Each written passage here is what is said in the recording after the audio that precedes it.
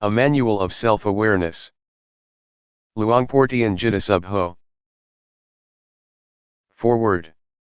Throughout the 30 years of his teaching, Pun Intapu, later known as Luangpor Teean Jita Subho, pointed out the true essence of truth which is latent in everyone without exception, regardless of nationality, religion, sex, or age. If the practice is performed correctly, one can see, know, and understand the truth, as the Buddha did. The method is to cultivate self-awareness, that, being aware of bodily movements, being aware of the movement of the mind. If one practices correctly and continuously, jnana panya, insight, will arise until the suffering comes to an end. We agreed to edit the teaching from various occasions and consolidate them into one source, so that they can be used as the manual for anyone who is interested. The contents of this book are the essence of Luangpor Teean doctrines, practical techniques as well as how to solve problems and obstacles that may occur. The fruits of practicing are included as a guideline in the appendix. We wish to thank to everyone who has helped in making this book possible. Luangpor Teean Jita Subho Foundation. Brief biography of Luangpor Teean Jita Subho. Luangpor Teean Jita Subho, 1911 to 1988, or Pun Intapu, was born on September 5, 1911, at Bohom, Chiangkan in the province of Laos. He was the son of Jean and Soam Intapu. His father died when he was young. Since there was no school in the small village of Bohom, he did not have formal education in his childhood. The boy, like the rest of them in the village, had to help his mother in running their farm. At the age of 11, he was ordained as a novice at the village monastery, and stayed there with his uncle who was a resident monk. During a year and 6 months in the monastery, he studied Laotian scripts and ancient local scripts. He also started practicing various meditation methods, such as the Budo and breath-counting methods. After disrobing, he returned to his home. Following tradition, he was ordained as a monk at the age of 20. Again, he studied and practiced meditation with his uncle for 6 months. After returning to lay life, he was married at 22 and had 3 sons. In his village, he was always a leader in Buddhist activities and was highly respected, and chosen to be the head of the village on 3 different occasions. Despite of heavy responsibilities, he continued his meditation practice regularly. Later he moved to Chiangkan, a larger community, where his sons could attend school. Being a merchant, he sailed his steamboat along the Mekong River between Chiangkan, Nong Khai Vientiane, or even as far as Luang Prabang. He had opportunities to meet several meditation masters, and his enthusiasm in pursuing Dhamma, the truth, continued to strengthen. Furthermore, he began to realize that many years of being good, making merit, and practicing various methods of meditation had not liberated him from his anger. Finally, he determined to start searching for the way out. In 1957, when he was nearly 46, he left his home with firm determination not to return unless he found the truth.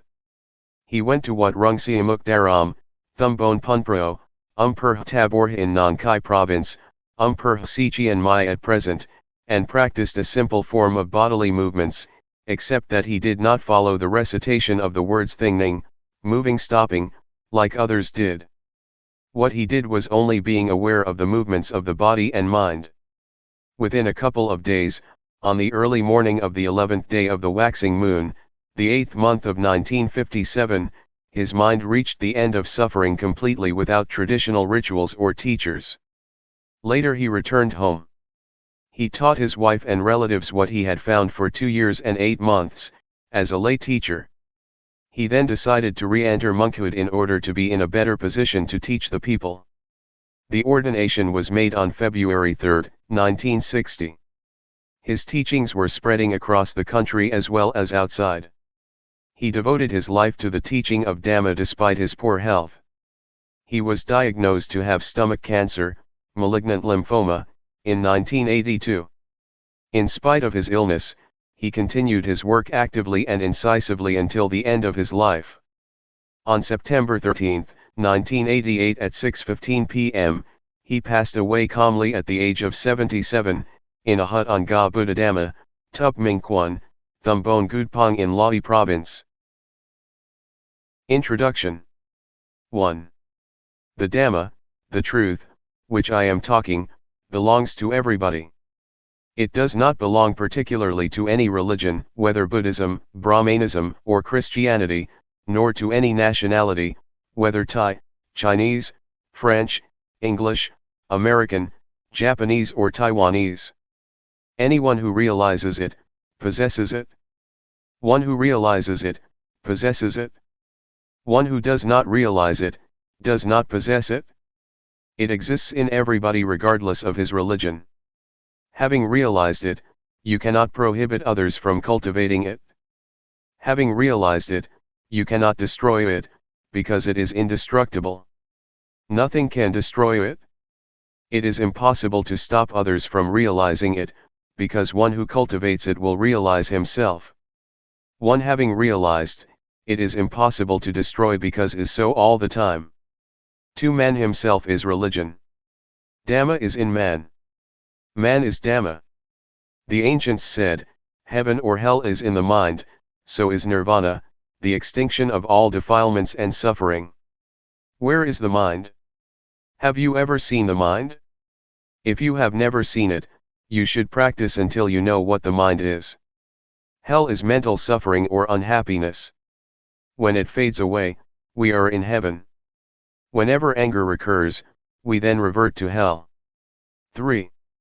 The Buddha nature is the mind that is clean, clear, calm, pure, bright and quick. This kind of mind exists in everybody without exception. Water and mud are not the same thing. It is the mud that makes the water look turbid, but the water itself is clear. Our mind is the same. If we realize this, we will gradually follow the path.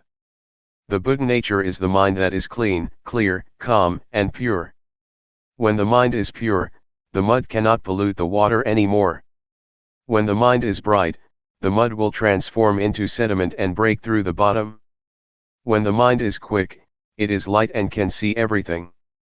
The mundane Dhamma, worldly truth, and the transcendent Dhamma, ultimate truth, are in coexistence. If we really realize the latter, then we can distinguish them from each other. If we do not realize it, we cannot make a distinction. 4. The Dhamma that made Siddhartha become an arahant or the Buddha, existed prior to him. It is the neutral mind that exists at the moment, neither being happy nor sad. While you are listening to me now, how is your mind? It is neutral.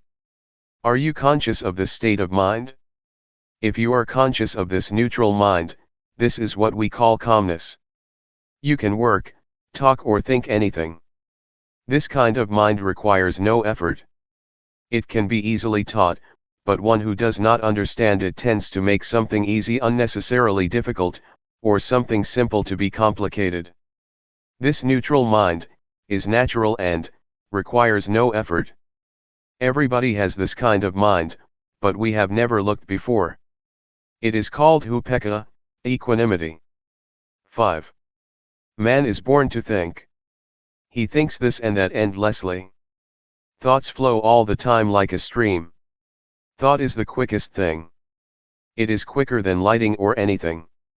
Suffering arises because we do not see thought. Thought itself is not suffering.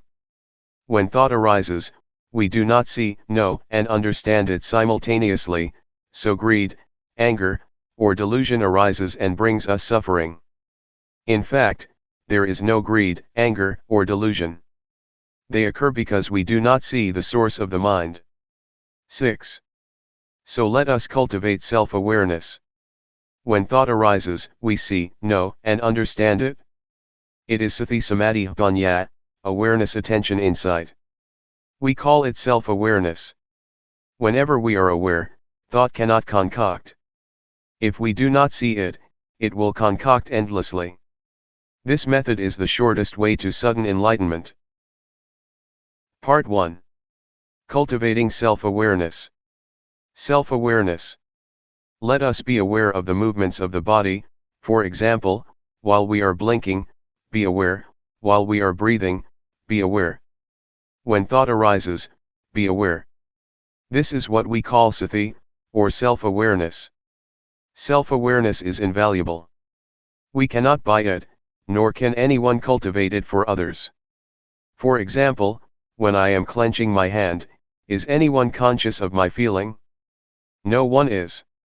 Outwardly, you can see I am making a fist, but you are not conscious of my feeling. Similarly, when someone is making a fist, I can see but I am not conscious of his feeling. Rhythmic movements. There are certain techniques to do certain jobs in order to achieve the end. In the same way, the cultivating of self-awareness to achieve sati, samadhi, panya, awareness, attention, insight, needs technique too. Do not sit still. Move rhythmically all the time. Do not close your eyes. You can sit in any position or on a chair, stand or lie down. Now I will suggest the method to you. See illustrations. First, rest the hand's palm down on the thighs. Second, turn the right hand onto its edge, be aware, do it slowly, then stop. Do not say to yourself turn the right hand, being aware is enough. Third, raise the right hand up, be aware, then stop. Fourth, lower the right hand to rest on the abdomen, be aware, then stop. Fifth, turn the left hand onto its edge, be aware, then stop. Sixth, raise the left hand up, be aware, then stop. Seventh, lower the left hand to rest on the right hand, be aware, then stop. Eighth, move the right hand up to rest on the chest, be aware, then stop. Ninth, move the right hand out, be aware, then stop. 10th, lower the right hand onto its edge on the thigh, be aware, then stop. 11th, face the right palm down, be aware, then stop. 12th, move the left hand up to rest on the chest, be aware, then stop. 13th, move the left hand out, be aware, then stop. 14th, lower the left hand onto its edge on the thigh, be aware, then stop. 15th, face the left palm down, be aware, then stop. This is a practical way of cultivating self-awareness. We do not have to study the scriptures because they are only words. Studying the scriptures is not the way to enlightenment. This practice is the way to enlightenment. There are 8 steps of rhythmic movement in standing, 7 steps in sitting down. We should also be aware in other positions, such as lying on our left side, right side, or lying flat on our back, getting up from the left side, from the right side, and from lying flat on our back. You should cultivate self-awareness frequently. Walking back and forth, Jungama walking. After sitting for a long time, which may cause pains and aches, we can change the position to the walking back and forth. After walking for a long time, we can change to the sitting posture. This is called changing the positions, sitting, lying, standing, walking. You should allot them properly. Do not move the arms while walking. We should fold the arms across the chest, or clasp the hands behind the back. While you are walking back and forth, be aware of the feeling or the feet. It is not necessary to say to yourself, right foot moves, left foot moves. Do not walk too fast or too slow, walk naturally. Be aware while you are walking. If you walk without self-awareness, it is useless. Cultivating self-awareness in daily life. To cultivate self-awareness, we must practice as much as possible. We can practice even when we get in a car, or on a bus. While we are sitting on a bus or in a car, we lay our hand on the thigh, and turn the palm up and down, or we run the thumb over the fingertip, or we make a fist and open it repeatedly. Do it slowly and be aware. Wherever or whenever you practice, take it easy like playing. Only move one hand at a time, do not move both hands at the same time. If you move the right hand, do not move the left hand. If you move the left hand, do not move the right hand.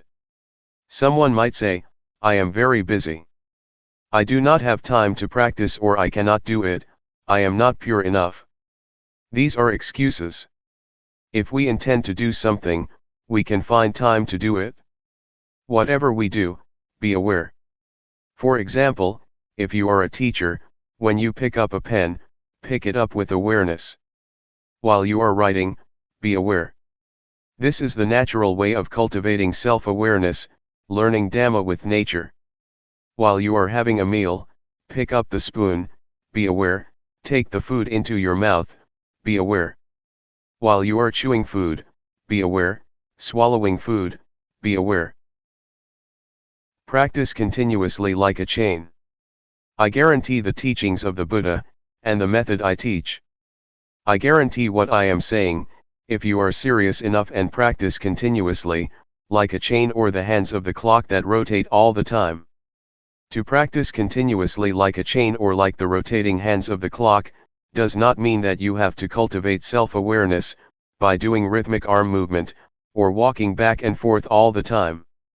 The word to practice all the time means to be aware while doing all daily tasks, washing clothes, sweeping floor, cleaning house, washing dishes, writing, or buying and selling, just be aware. This awareness will accumulate little by little like the raindrops fall into a good container, and fill it to the brim. When we walk forwards or backwards, move the hand in or out, be aware.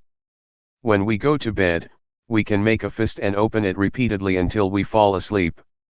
When we wake up, we should continue our practice. This is called cultivating self-awareness. Summary. Practice the rhythmic movements continuously like a chain, as the Buddha taught. Be aware of it at every moment, standing, walking, sitting, lying, bending or stretching. When you practice the rhythmic movement, turning the palm up and down, raising the hand, lowering the hand, be aware. When you are nodding, and raising your head, be aware, leaning to the left, leaning to the right, blinking the eyes, opening the mouth, breathing in and out, be aware. When thought arises, be aware. Be aware of the movements all the time. Do not sit still. This is the technique of cultivating self-awareness. The essence of practice, a handful leaves Dhamma, is being aware of the movement of the body and the movements of the mind. I guarantee, if you practice continuously and seriously as I have taught, in at most 3 years, suffering will end. It may take only 1 year. For some people it may take only 1 to 90 days. The result is that suffering will decrease, or cannot disturb you anymore. Part 2. Walking on the path. Be sure that our objective in practicing Dhamma is self-knowledge. We should start from the basic stage and go step by step as the Buddha taught. If we do not follow this way, there will be no progress in our practice. Basic stage. For the beginners, doing rhythmic arm movement is better than walking back and forth. Move the arm rhythmically, slowly, gently, and lightly. When it stops, be aware of it. When it is moving, be aware of it. If you move the arm too fast, you cannot catch up with the bodily feeling that arises, because the awareness is not strong enough. We should practice continuously, regardless of tiredness. If we think we are tired and take a break, there will be no chain of continuity. After you have realized something called Rup-Nam, body-mind, then you can walk back and forth. You must really realize it. When thoughts arise, do not stop them. Let them flow, do not follow them but come back to Rup-Nam. Always be aware of Rup-Nam. Sometimes, piti, rapture, will arise. BT will carry us away from being aware of Rupnam. As long as we are not aware of Rupnam, our mind will be gradually dulled. Thoughts will arise, let them arise freely. You might feel dizzy or suffocated, if you suppress them. Be relaxed, do not worry whether you are aware or not. The first stage that one will realize is Rupnam objects. These are Rup, body, Nam, mind, Rup acting, Nam acting, etc. See the appendix. One should review backwards and forwards, over and over. While we are reviewing these objects, thoughts will arise. Let them go. Whenever we are aware, the mind will stay with Rupnam objects. Review them backwards and forwards, until they are embedded in the mind. When thoughts arise, sometimes we are carried away by them, which might make walking or doing rhythmic movement faster or quicker. We should be aware and slow down. It does not matter how long it takes. Seeing thought mind stage. After one has realizes Rupnam objects completely, one should keep on observing thoughts. Speed up the rhythmic arm movement or walk faster. Do not suppress thoughts. Practice with ease. Observe thoughts with ease. Whenever thought arises, whether gladness or sorrows, be aware of the bodily movements, then thought will stop immediately. Generally, when thought arises, the mind will be dragged along, like a kitten trying to catch a big rat. The rat, thought, is bigger and stronger than the kitten, awareness. When the rat shows up, the kitten, by nature, will catch the rat. The rat is frightened and runs away with the kitten holding on. After a while the kitten becomes tired and let the rat go. Similarly, thoughts will arise endlessly and stop by themselves. As we cultivate self-awareness more and more, it is like we keep feeding a kitten until it becomes a big, strong cat. When thought arises, the mind will not be dragged along, and thought will stop immediately. If thought arises powerfully, we have to clench our fist tightly, or do whatever actions that suit us. If it is strong enough, then thought will stop by itself. Keep on practicing. Whenever thought arises, you will be aware of it immediately. As I have often told you, if there are two men and one chair, the man who is stronger and quicker will occupy the chair. When we cultivate self-awareness more and more, this self-awareness will replace the unawareness, so the unawareness will gradually decrease. Let thoughts arise, the more thoughts arise the more we are aware.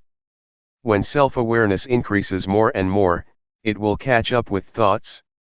Suppose that 100 thoughts arise, we are aware of only 10 but we are not aware of the other 90. Next, thoughts are 100, we are aware of only 20 but not the other 80. We continue our practice until we are aware of 80 but not the other 20. Now, we are aware of 90 thoughts, then 95. When we are aware of 95 out of 100, we should practice earnestly. Do not be discouraged or slack or sleep during the daytime. When thought arises, we are aware of it immediately again and again. Our mind will change at this point. The path starts from here. It is the beginning of nirvana. Formerly, the mind was in the dark and did not know the path.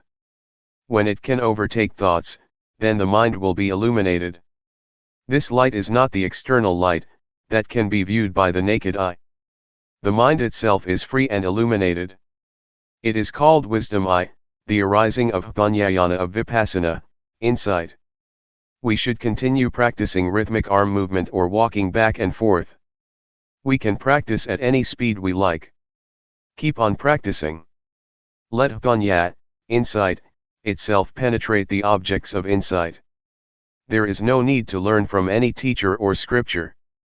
When jnana penetrates the objects of insight, the mind will be free step by step. There are 5 steps: the first jhana, the stage of seeing, knowing, and touching the objects of insight with the mind; the second jhana, the third jhana, the fourth jhana, and the fifth jhana, respectively.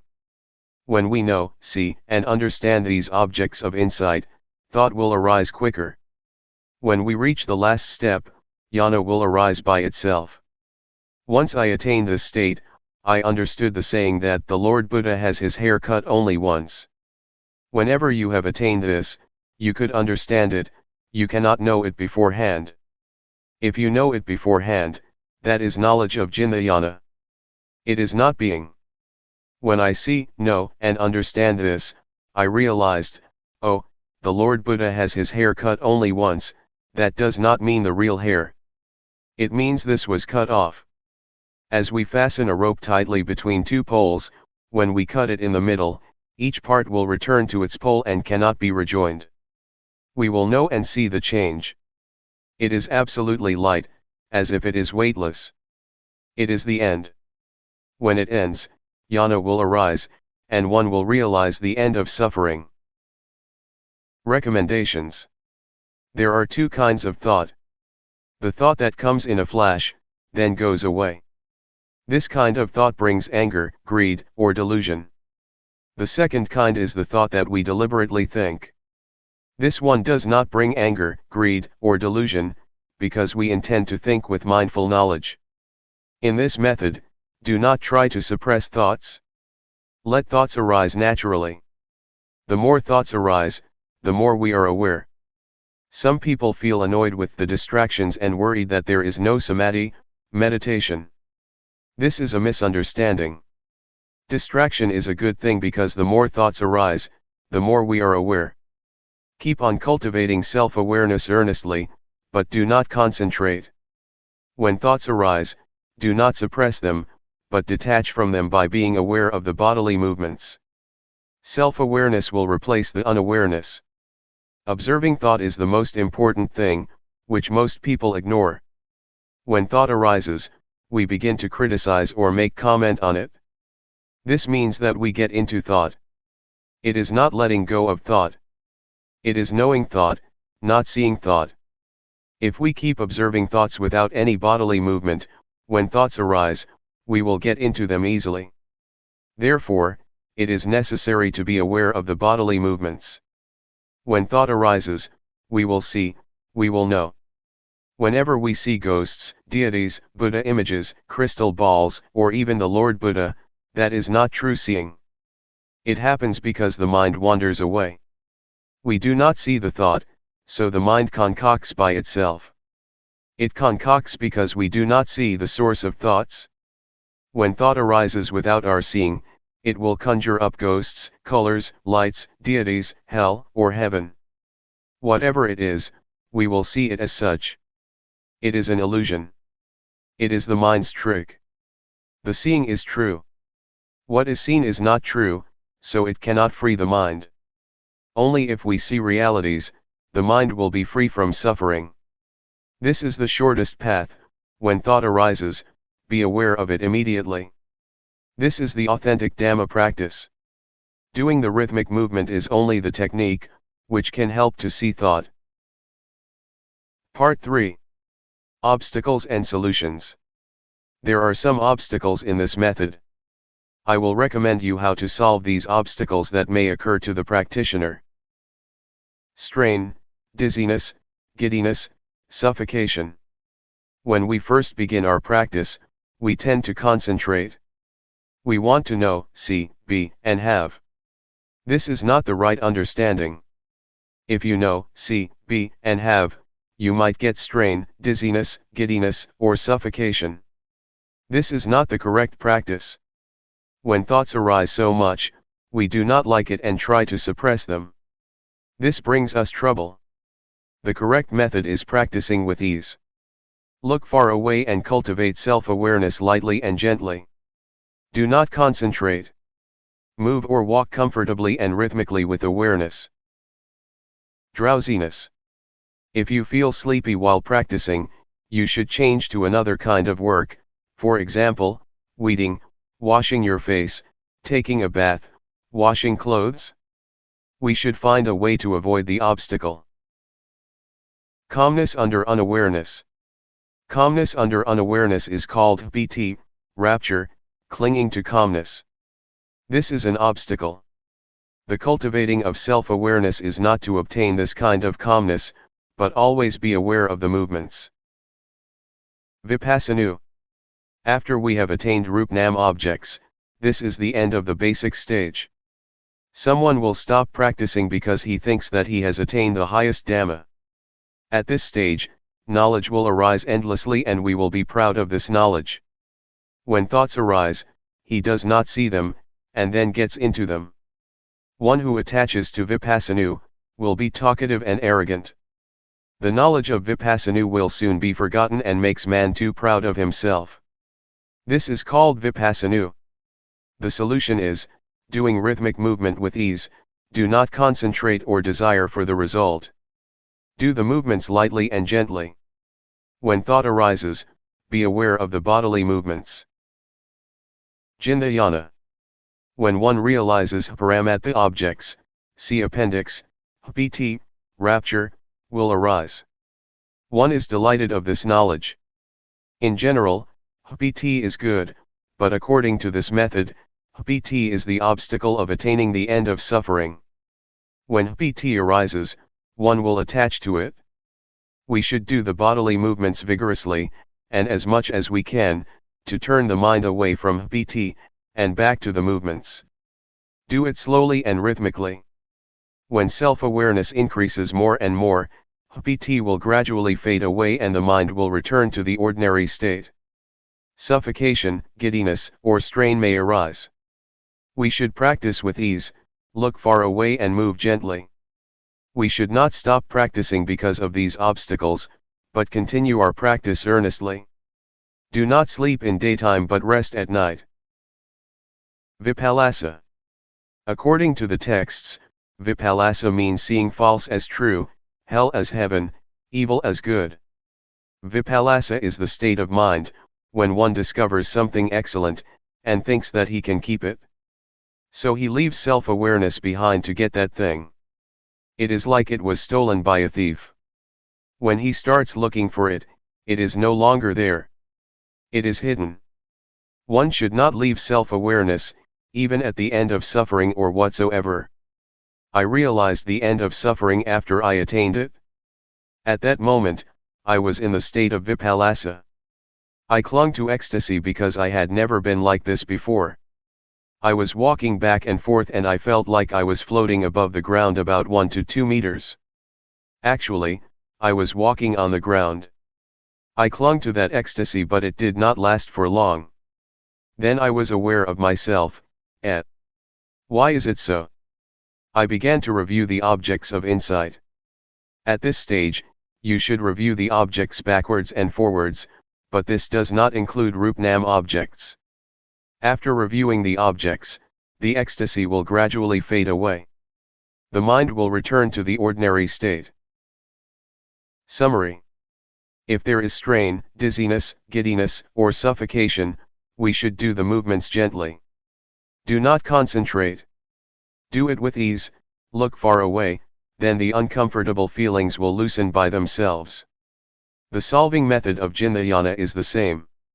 Vipassana and Jnana must be solved by correcting the technique. Do not review the objects of insight.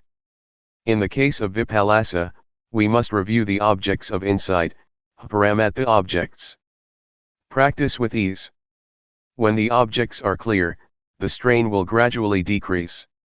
Let thoughts arise, do not suppress them. When you practice, you must take care of yourself.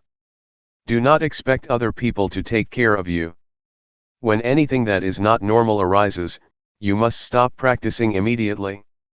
The abnormal state will gradually decrease by itself. Epilogue. 1. If we have right understanding, Dhamma practice will not be difficult.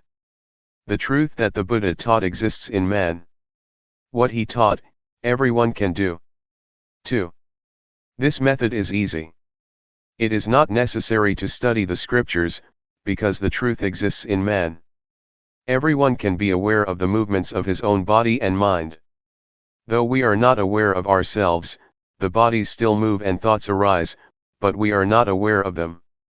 The mind will conjure up unreality, if we are not aware of the movements of the body and the mind. This method is nothing other than being aware of the movements of the body and the mind. In other methods, There are many activities, for example, keeping precepts or practicing concentration. This method is not related to anything else.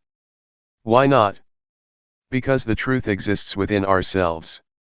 3. When we cultivate self-awareness, we should let every part of the body and the mind work naturally. Do not force them against their nature.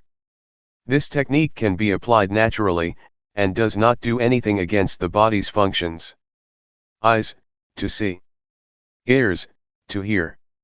Nose, to smell. The bodily movements must be done in a natural manner according to their functions.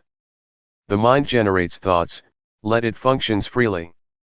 Do not do anything against the natural functions of the body and the mind, but cultivate the self-awareness to catch up with the movements of the body and the mind.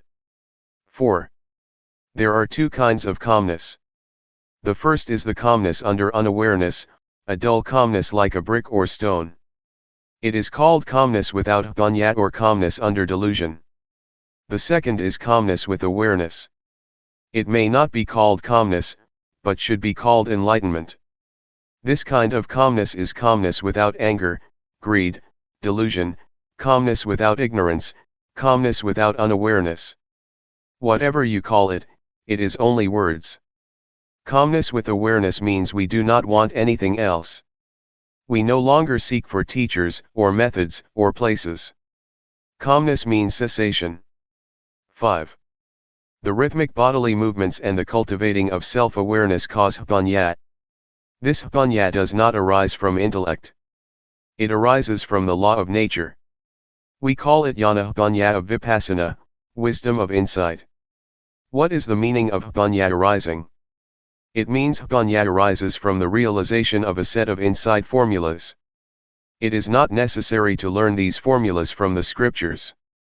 This set of insight formulas means success which is within the formulas themselves, as diamond buried in the mud, after being sifted, only the diamond remains. We should practice until these formulas appear naturally and exists permanently.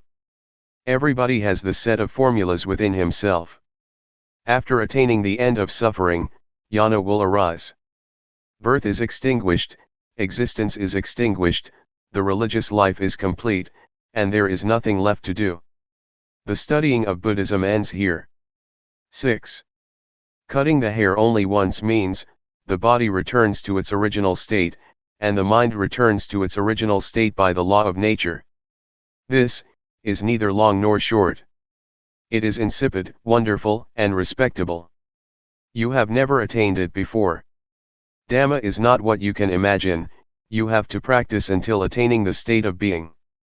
Everyone should keep in mind that if we do not attain this state, when we are nearly died, about 1 to 2 seconds to 5 minutes before the last breath, we will experience this, then our breathing stops. This is the truth, the ultimate truth. Everyone must die and will experience this. If we do not realize this, we will live in the mundane world. If we realize this, it is the way out. When we see this, birth extinction state, we will realize the state of dying. It must be like this. We will know how to die.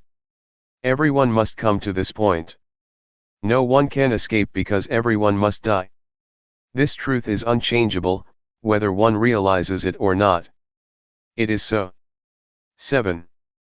Being aware of the movements of the body and the mind, can lead us to this point, the end of suffering. This is the path to walk by oneself. It is the one and only path. This path is different from others. You will realize Rup-Nam objects within 5 to 10 days, if you practice earnestly. One who practices seriously, within 1 to 3 months, his state of mind will change. It is the beginning of the path. If you are a conscientious man, no longer than 3 years, you will attain the end of suffering. For one who is not serious enough, it is useless even after 10 years. I have challenged many people to practice. More or less, some must have realized. Warning. You should not practice according to your own content, opinion, or thought. In order to make your practice progress, You should be obedient to the instruction of the craftsman, the teacher. You should avoid talking to each other, and refrain from taking all kinds of addictive things, such as cigarettes, tea, coffee, etc., otherwise your mind will be attached to them. You should practice with determination. Do not deceive yourself. Do not sit still. Keep doing rhythmic movements continuously. Do not concentrate. Practice with ease. Open your eyes. Let thoughts arise freely, do not suppress them. For this method, you will see, know, and understand this way, see appendix. If you see other than this, it is not correct. To one that feels. The teaching of Luangpor Teean. Translated and edited by Tavivat Puntarik Vivat, and Bhikkhu Nirodho. It is to one that feels that I teach Dhamma, not to one that does not feel. The Awakened One. Foreword. Luangpor Teean, CE 1911 to 1988, was one of the most remarkable teachers of Buddhist practice to appear in Asia in modern times. His teaching issued very directly from his own experience, intensely personal and original, and in translating the talks collected here from Thai into English we have attempted to achieve the highest fidelity to the original, preserving the talk's style, rhythms, verve, and profundity, together with their occasional peculiarities of expression. Our overriding concern to present as far as possible an exact English equivalent of Luangpor Teean's Thai talks has resulted in a text liberally sprinkled with technical terms. With the exceptions of the Thai words rup, nam, and pra, all the technical terms are given in their Pali forms. And each is translated, in parenthesis, at least once in every chapter, except the final chapter. A glossary of Pali terms has been provided to further facilitate the work of understanding. For their help in the production of this book we would like to thank the following: Richard Baksa, who typed the first draft of this revised edition of To One That Feels onto computer disk, Nancy Steckel, who designed the cover, Olarn Pinkaua, who provided the rope illustrations, the Buddhist Association of the United States and Kansak Tanfaya Chitra MD, in affiliation with Prasunthorn Playment, president of the Buddha Dharma Meditation Center, who contributed the funds for printing this book, and Ed Stauffer, of Comzet Limited Bangkok, whose generosity in donating time, materials, and his typesetting and design skills has been invaluable. Bhikkhu Nirodho, Thailand. Tavivat Puntarik Vivat, Bristol, Pennsylvania. July BE 2536, 1993. Original Preface. This book is not concerned with words, but with the practice at yourself. The fruit that is received, you receive it at yourself. This method is therefore the most direct and easiest. It is to watch the mind at the moment it thinks, to know the deception in the actual moment, and to resolve it there. It isn't that knowing the thought we evaluate it, because doing so is delusion, anger and greed as well. When we can cut here, there is Sati Samadhi Punya complete at this moment. Practitioners who tried the practice, both Thai and non-Thai, especially Singaporeans, have given donations towards the printing of this book, which is being published for those who have never tried the practice. The practice described in this book is of such value to be priceless, just as the life of humans has no price and cannot be bought or sold. Luangpor Teean. February 1 BE 2527, 1984. It rains hard on a covered thing. It rains hard on a covered thing. It rains not hard on an open thing. Today we shall talk about how to end dukkha, suffering, according to Buddhism. The Buddha taught that each of us could come to the very important point of the cessation of dukkha. So I shall talk about a simple and direct method of practice according to my own experience. I can assure you that this method can really release you from dukkha. When we talk about a method to end dukkha, the words are one thing and the practice is quite another. The method of practice is a method of developing sati, awareness, in all positions, standing, walking, sitting and lying. This practice has frequently been called satipatthana, the grounds of awareness, but whatever you call it, the point is to be aware of yourself. If you are aware of yourself, then moha, delusion, will disappear. You should develop awareness of yourself by being aware of all your bodily movements, such as turning your hands, raising and lowering your forearms, walking forward and back, turning and nodding your head, blinking your eyes, opening your mouth, inhaling, exhaling, swallowing saliva, and so on. You must be aware of all of these movements, and this awareness is called sati. When you have awareness of yourself, the unawareness, which is called moha, or delusion, will disappear. To be aware of the movements of the body is to develop sati. You should try to develop this awareness in every movement. When you are fully aware of yourself, there arises a certain kind of panya, knowing, in the mind that knows reality as it is. To see yourself as you are, to see Dhamma, actuality, the way things are, the truth of nature, of existence. To see Dhamma isn't to see deities, hell, or heaven, but to see oneself turning the hands, raising and lowering the forearms, walking forwards and back, turning and nodding the head, blinking the eyes, opening the mouth, inhaling, exhaling, swallowing saliva, and so on. This Rup Nam. Rup is body, Nam is mind. Body and mind are dependent upon each other. What we can see is Rup, and the mind that thinks is Nam. When we know Rup Nam, we know reality as it is. When you see with the eyes, you should be aware of it. When you see with the mind, you should also be aware of it. Dhamma is yourself, everyone is Dhamma, whether male or female, Thai, Chinese, or Westerner, each is Dhamma.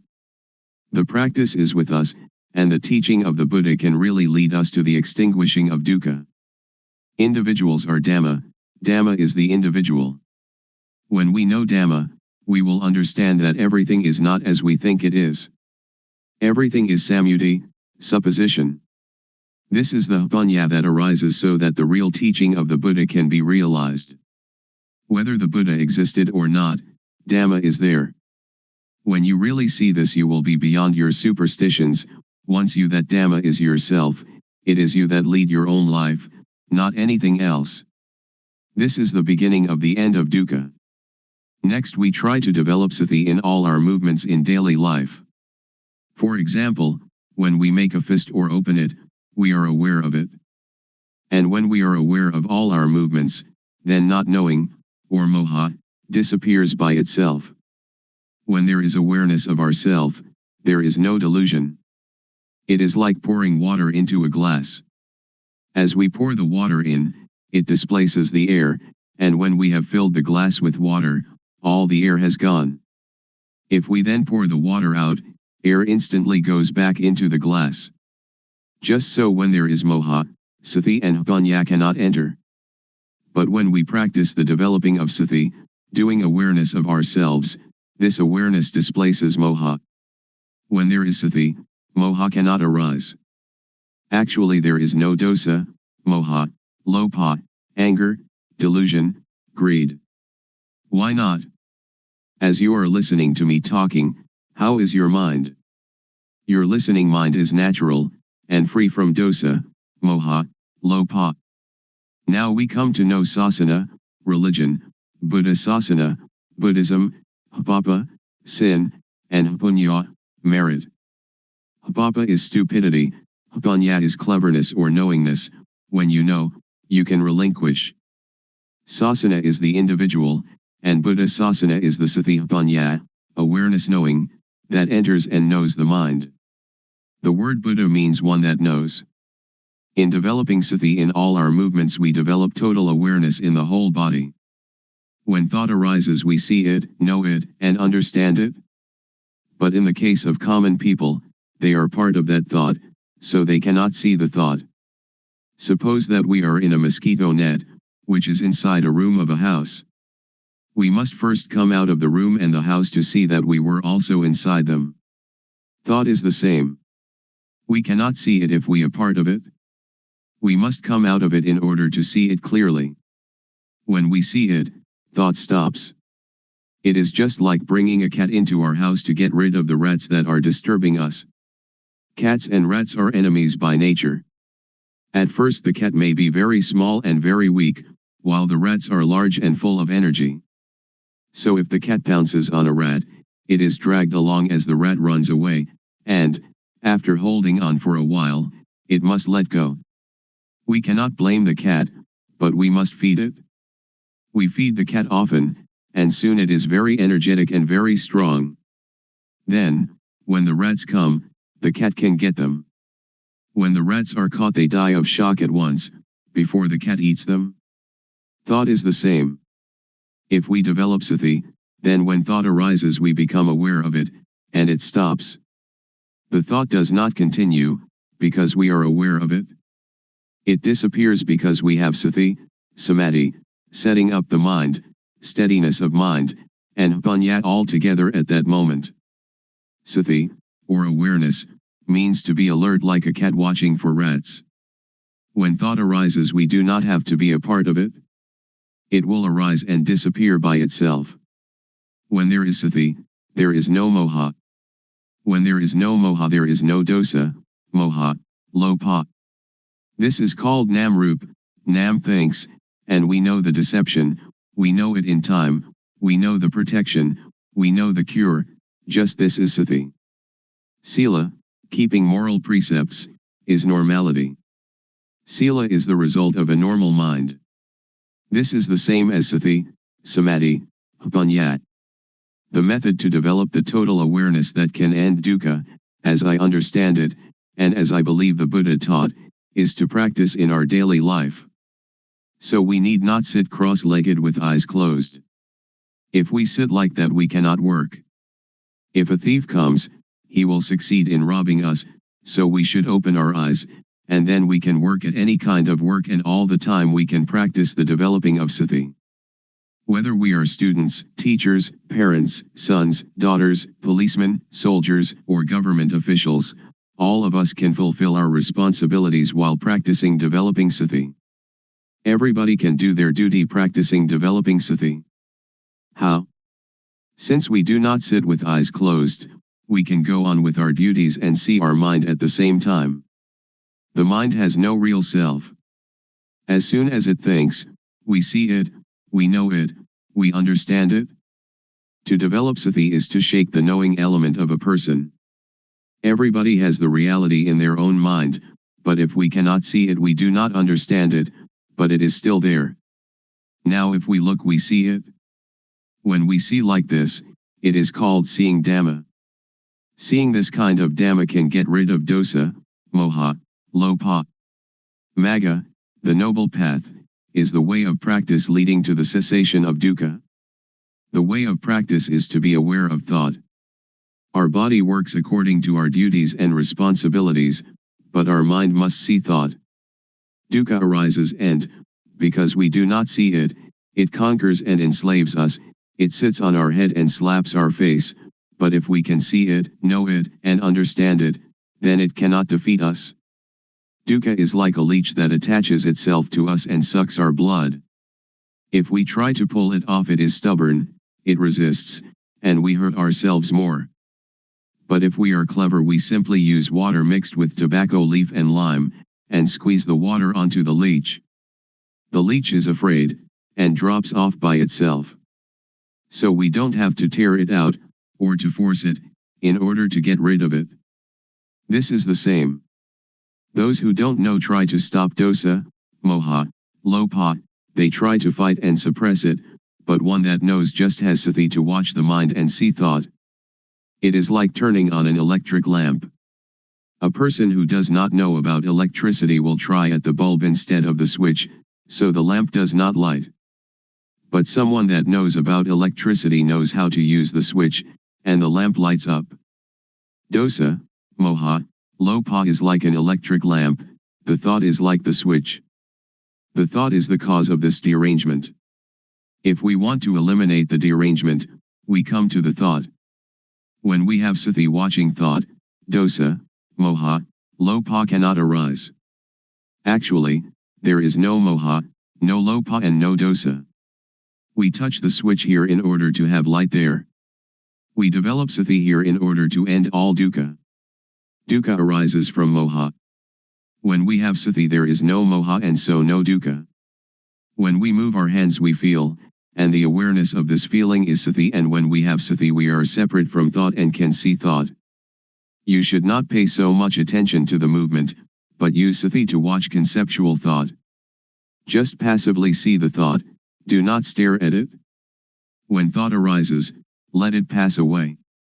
Actually there is no moha. Moha arises when we are not aware. It is like when we build a new house, there are no rats, but when we fill the house with things the rats come. Sometimes, when people criticize or blame us, we feel disappointment. In this practice, awareness of the disappointment will arise at the same time, like the cat catching a rat. When we can maintain our mind in this way, dosa, moha, lopa cannot arise. When thought, suffering, or confusion arise, do not try to stop it, but observe it, and we will understand its nature. As soon as thought arises, sweep it away immediately and come to be with the awareness. Thoughts, suffering, confused mind, they will go by themselves. Any time that thought arises we know it, even while sleeping. When we move our body while sleeping we also know it. This is because our awareness is complete. When we see thought all the time, no matter what it thinks, we conquer it every time. Those that can see thought are near the current to nibbana, extinction of dukkha. Then we will come to a point where something inside will arise suddenly. If the thought is quick, upanya will also be quick. If the thought or emotion is very deep, upanya will also be deep. And if these two things are equally deep and collide, then there is the sudden breaking out of a state that is latent in everybody. With this occurrence the eyes, ears, nose, tongue, body, and mind are detached from sights, sounds, smells, tastes, touches, and mental objects. It is like uncoupling the drive mechanism of car. When the parts become independent of each other, the car, although it still exists, can no longer be driven. When this state occurs we do not die. We can still work according to our duties. We can eat, drink and sleep. But now, by the law of nature everything is void, and this is the unchangeable law. Suppose there is a rope drawn tightly between two posts, and we cut it in the middle, so that the rope falls apart. If we want to tie it together again, we cannot. If we untie it from a post to tie it in the middle, then we cannot tie it to the post again. This is like the six senses of one that realizes their original nature. When their eyes make contact with an object there is no attachment, just as a screw that is stripped, without threads, cannot become attached. All of the Buddha's teaching aims to put an end to dukkha. If we do not understand this we will be in doubt about his teaching, and speculation about rebirth, heaven, hell, and so on, speculation that should be ignored, will plague our mind. The teaching of Buddha is timeless, and is not limited by language, race, nationality, or religion. According to the Satipatthana Sutta, if you practice Satipatthana continuously, like a chain, that is, to develop sati at all moments, then arahata, extinction of dukkha, or the attainment of the anagami, non-returner, can be expected within 7 years. Or in as short a time as 7 months or even 7 days.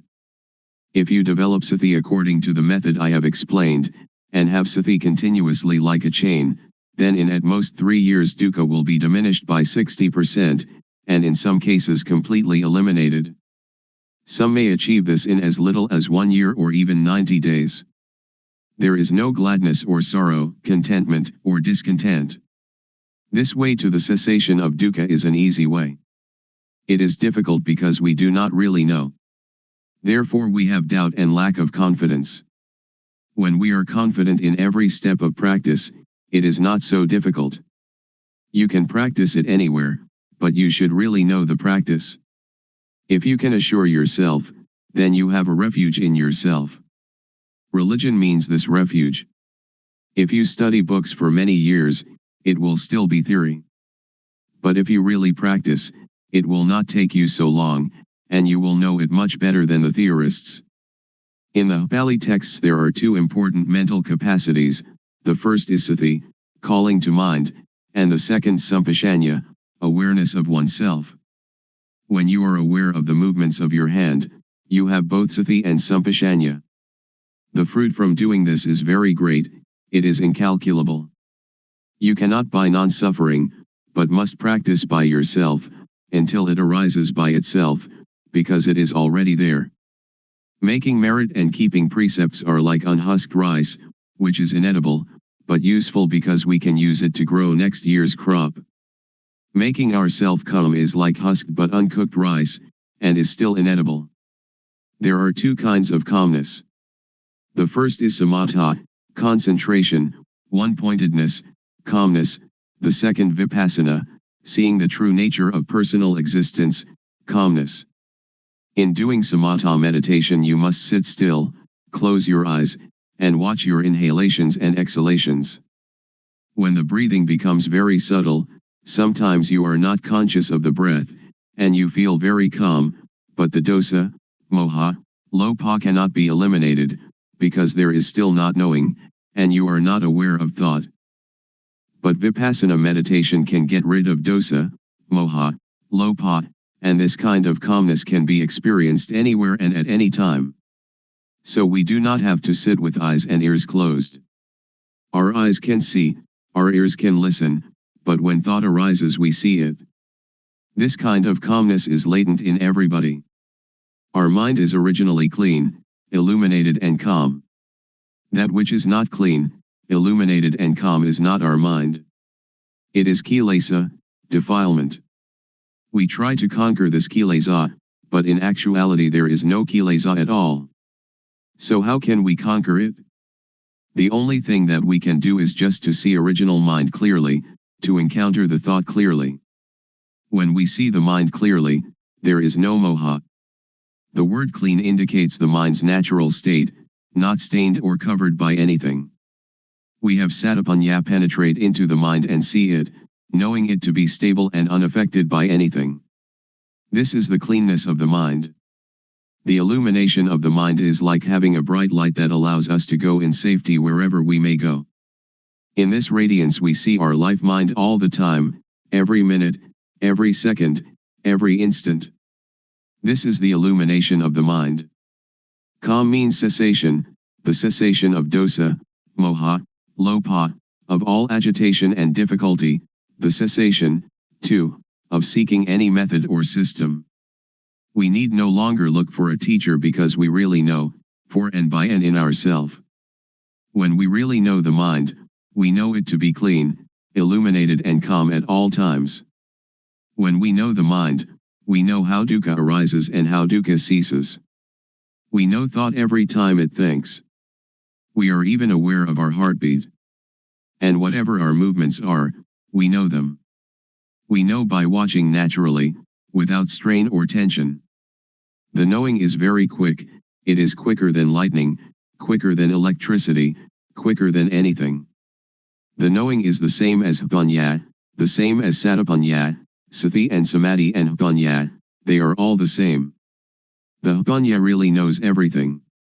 Even when the slightest sound occurs, we know it. The wind touches our skin, we know it. Thought arising in any manner, we know it. When the thought is deep, the panya is also quick. However quickly thought arises, the panya knows the thought. This is called patijjasamuppada, dependent co-arising. When there is no avidya, not knowing, the structure that gives rise to dukkha is broken, because the knowing is there. You may have heard that the Buddha cut his hair just once and it never grew again. This is a riddle. When hair is cut, it cannot attach itself again. This is analogous to cutting off avidya so that it cannot arise again.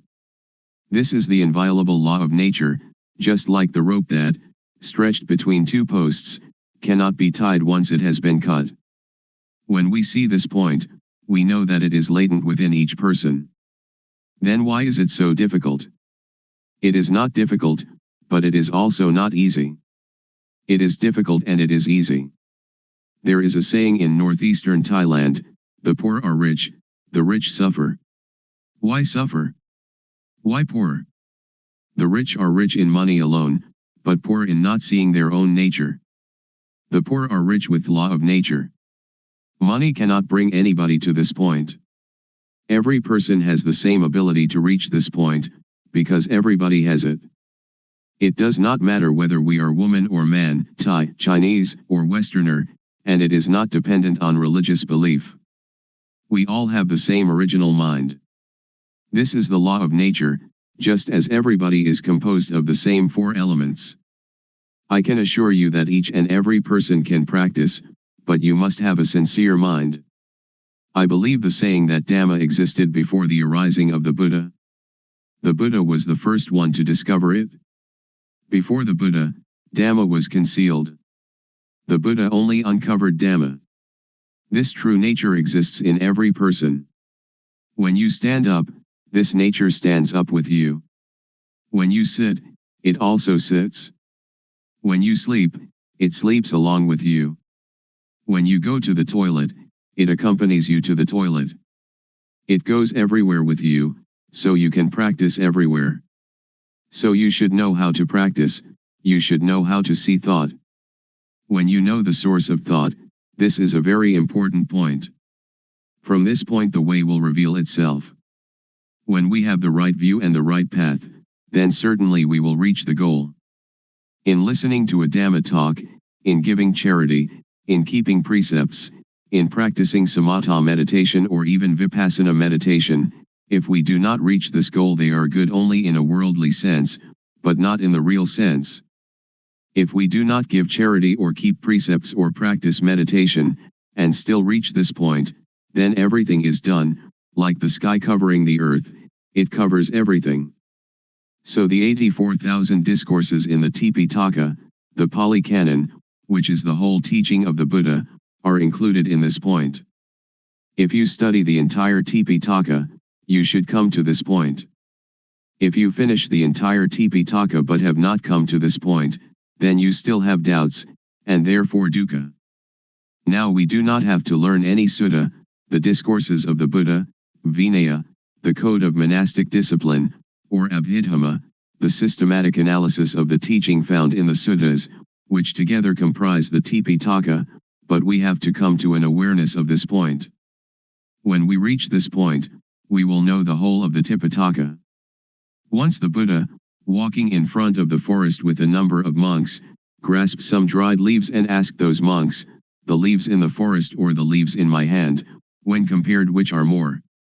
The monks answered, the leaves in the whole forest are much more than the leaves in your hand, venerable sir. The Buddha then said, Dhamma that I know is great, like the leaves in the whole forest.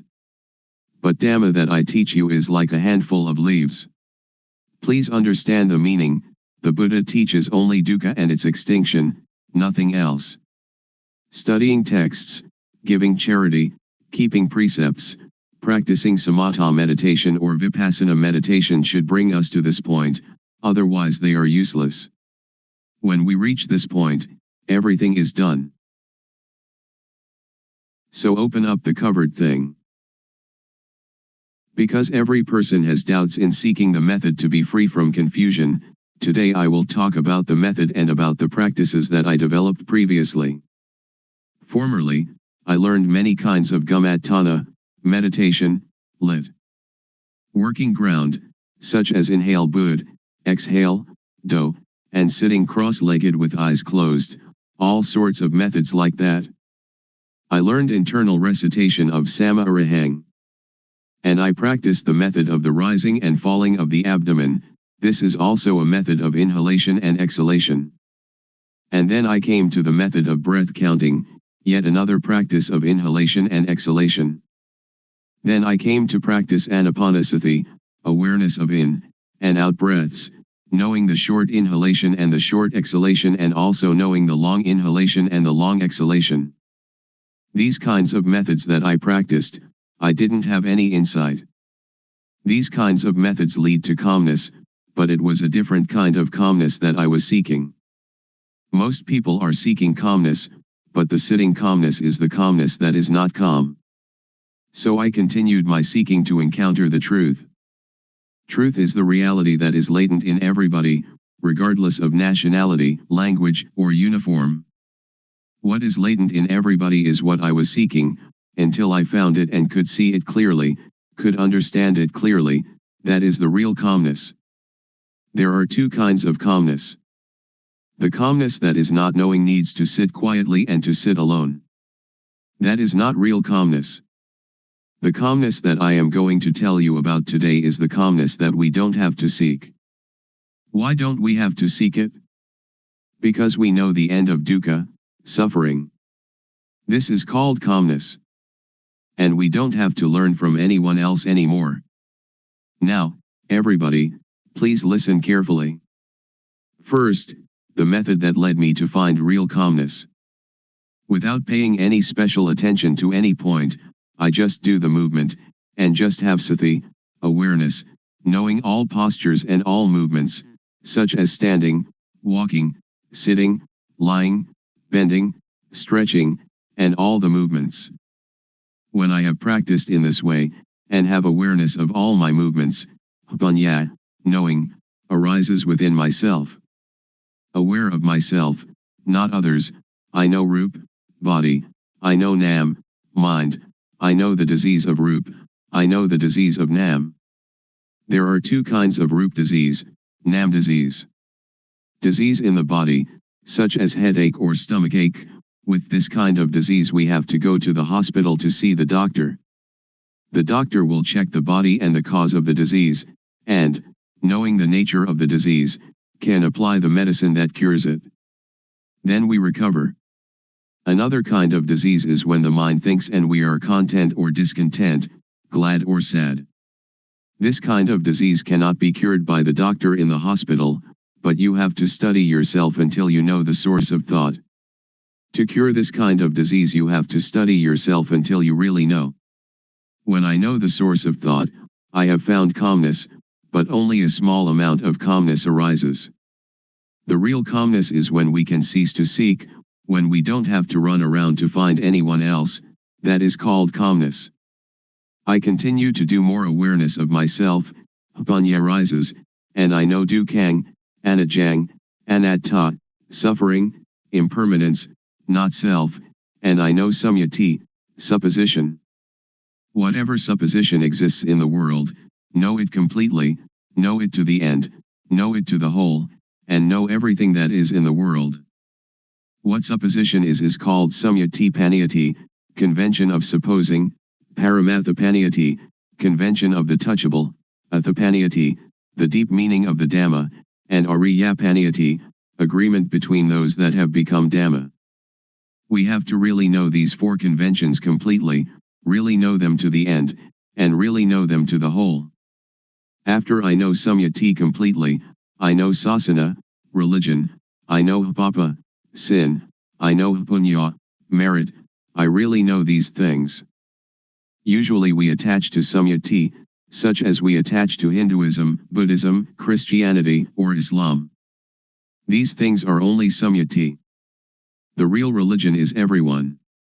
Buddha sasana, Buddhism, is satapanya, awareness knowing, which is in everybody. I can assure you on this point. When I know myself, I know everyone is like myself, because everyone can know. Now I will talk more about hapapa. Hapapa is when one doesn't know oneself. The most hapapa in the world is any person who doesn't know her, or himself. Hapunya is somebody that is self-aware. If you are aware of yourself, you are one that has hapunya, and are capable of really making yourself a noble individual, ariyapugala. This is called calmness. To be aware of oneself doesn't mean that we are aware that we are male or female, we are Mr. A or Mr. B, but to be aware of oneself is to have sati in every moment. Whatever movement the body makes, we are aware of it. Whatever the mind thinks, we are aware of it. This awareness really arises from the law of nature. When thought arises, we see it, know it, and understand it. When we see it, thought stops by itself. When thought stops, Panya arises, and we know the source of dosa, moha, lopa, anger, delusion, greed. We know that dosa, moha, lopa is not in ourself. Whenever we cannot see our own life, cannot see our own mind, in that moment we are unaware of ourself, we forget ourself. When we are unaware of ourself, dosa, moha, lopa arises. When it arises we suffer. Everybody hates dukkha, but we don't know dukkha, so we seek calmness. Therefore we cannot have calmness just by sitting. That is not the way to calmness. The calmness that I mean is the calmness of freedom from dosa, freedom from moha, freedom from lopa, and this kind of calmness is in everybody without exception. Knowing this, I can guarantee that every person can attain this calmness. Whatever nationality, language, or religion, whether you are a Hindu, a Buddhist, a Christian, a Muslim, or whatever religion, you can learn yourself, because everyone has body-mind. All of you sitting here now and listening to my talk, the mind of everyone is like this. Our life mind is already clean, illuminated and calm, but when we say that the mind is clean, illuminated and calm, we just imitate the words of others, we don't really see it. When we really see it, we will be able to guarantee that it is already there in everybody and that anybody, if they really practice, they must know it, they must see it, and they must have it. When we know it and see it, we can guarantee that this teaching can apply to everybody in any social class and of any age. A millionaire can practice, somebody who doesn't even have one coin can practice.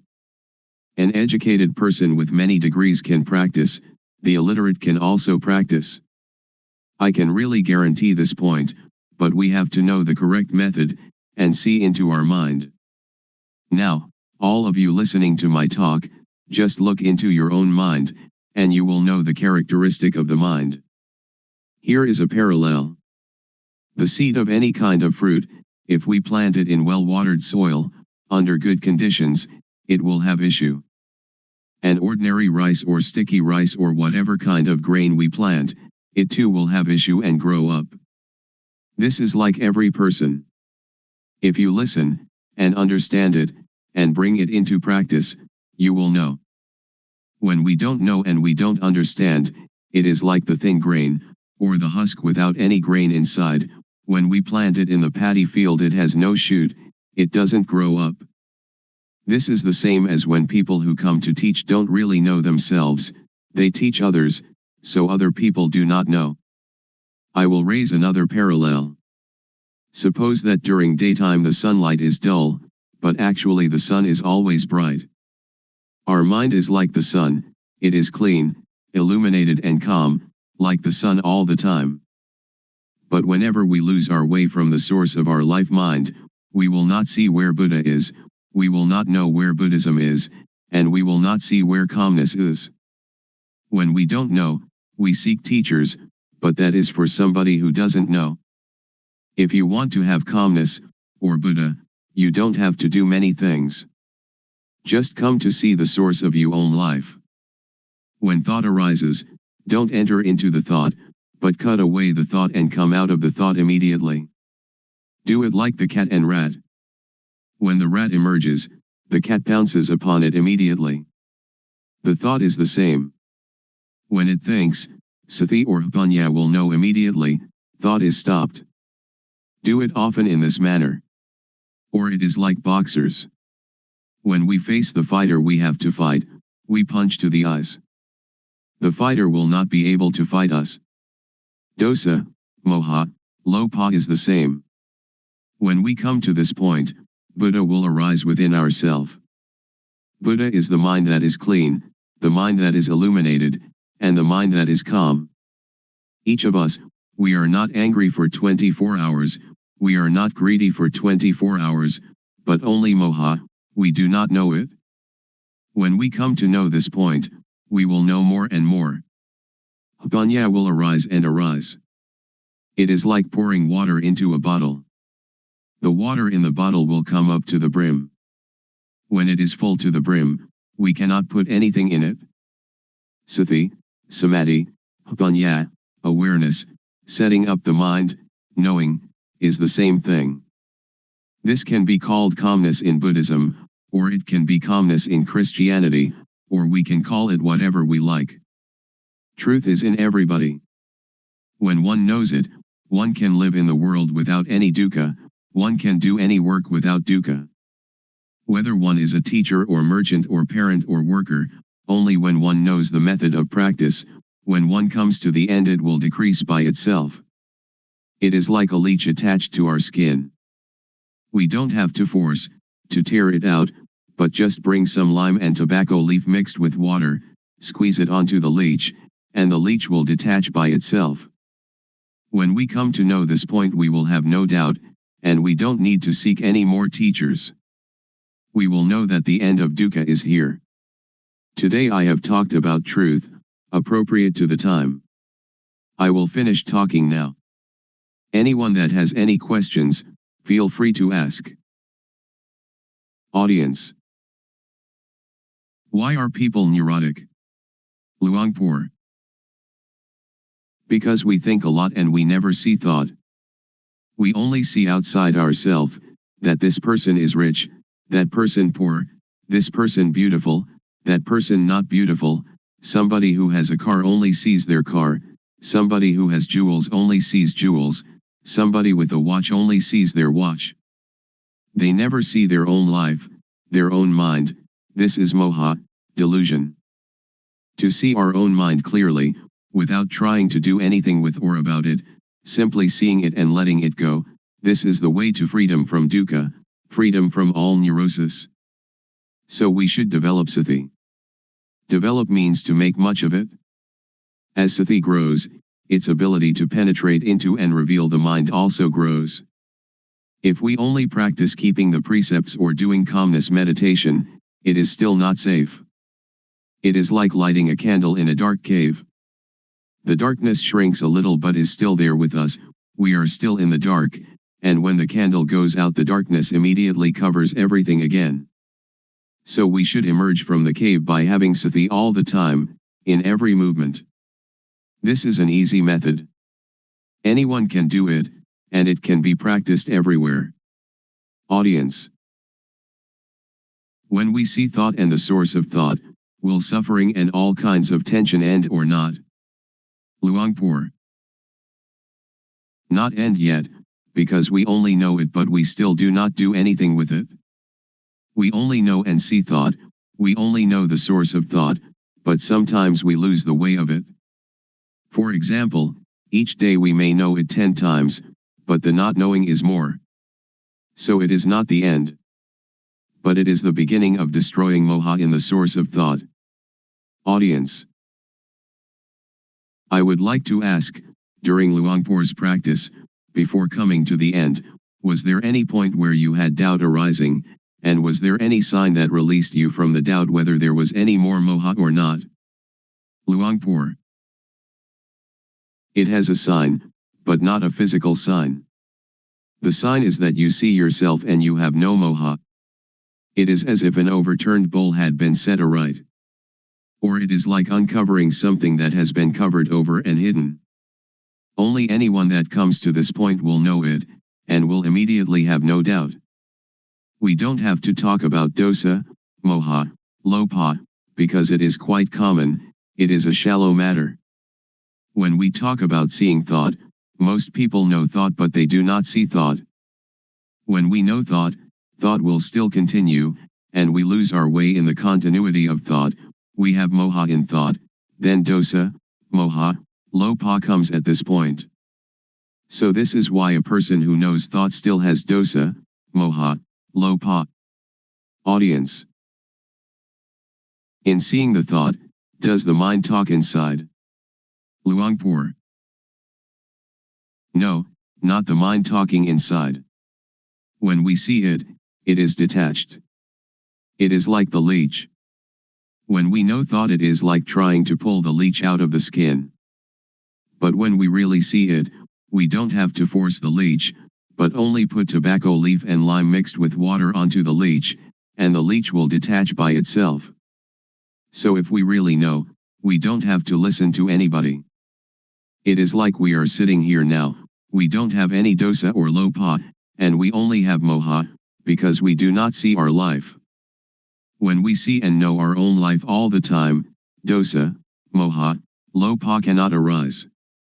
So our mind is clean, our life is not dirty, there is no external sign, people cannot see, but we know and see ourselves.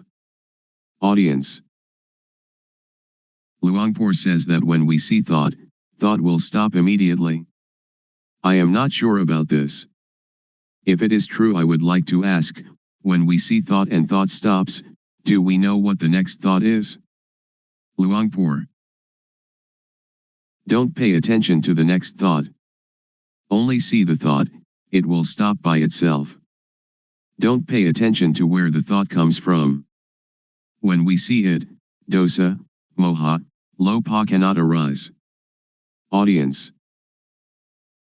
Luangpor teaches to see thought. Who is the one seeing the thought?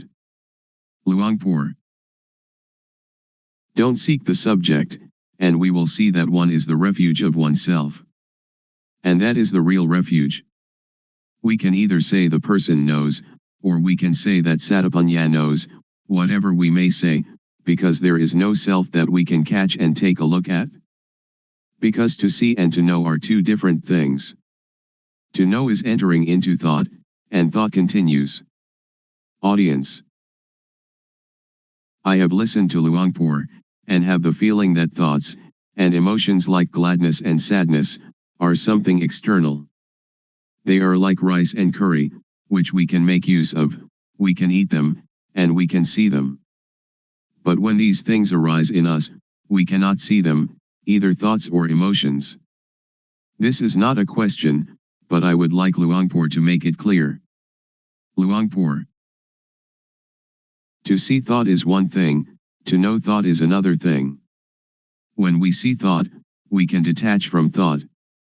When we know thought, we still attach to thought. So knowing thought is the knowledge that belongs to avidya, not knowing, the knowledge of a person who has no panya.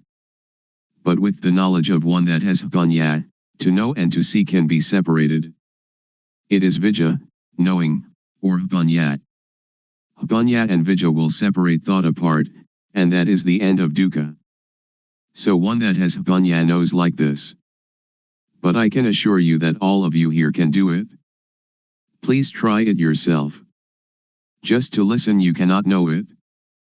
It is only memorizing. If we practice it, we will come to see clearly, to know really.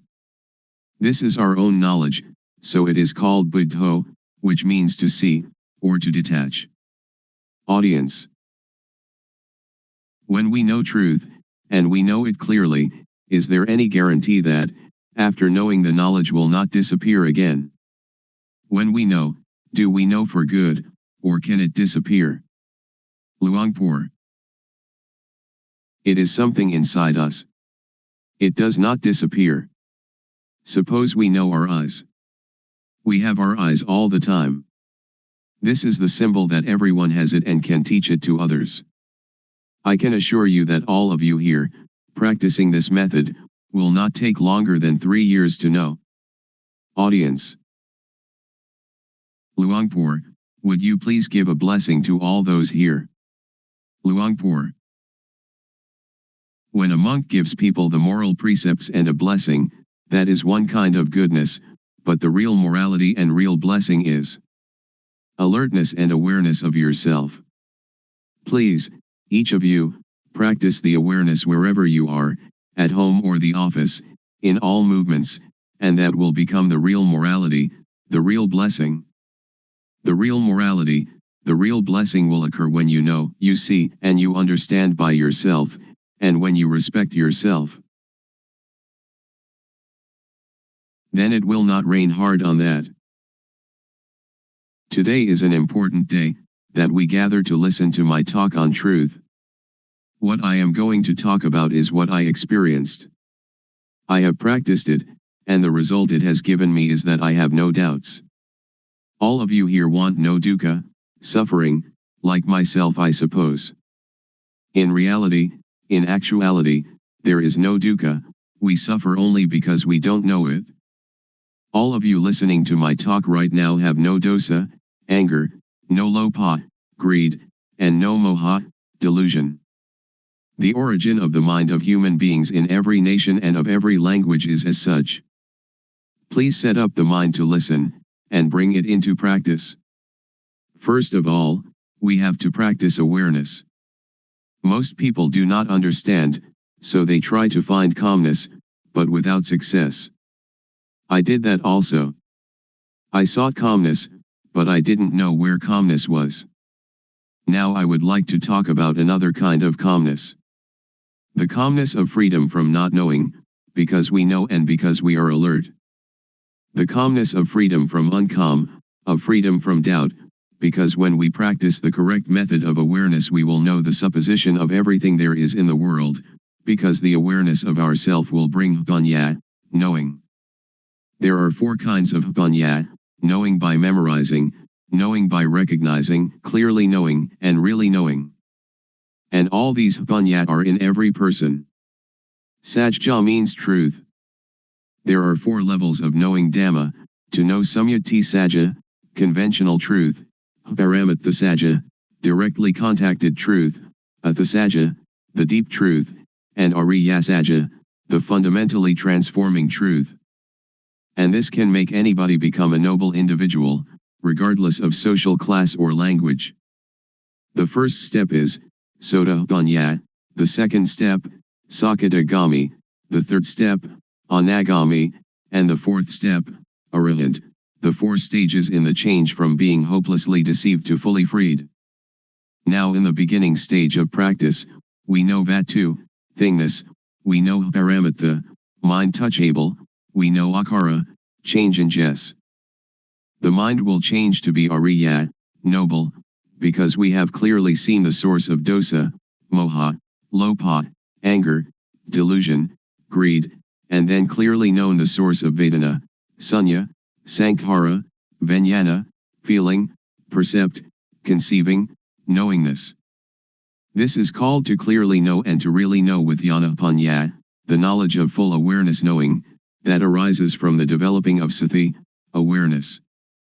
Next, we use sati to see the mind; panya will arise, and we will know the source of kilesa, defilement, stickiness, tanha, craving, heaviness, upadana, attachment, and kama, action.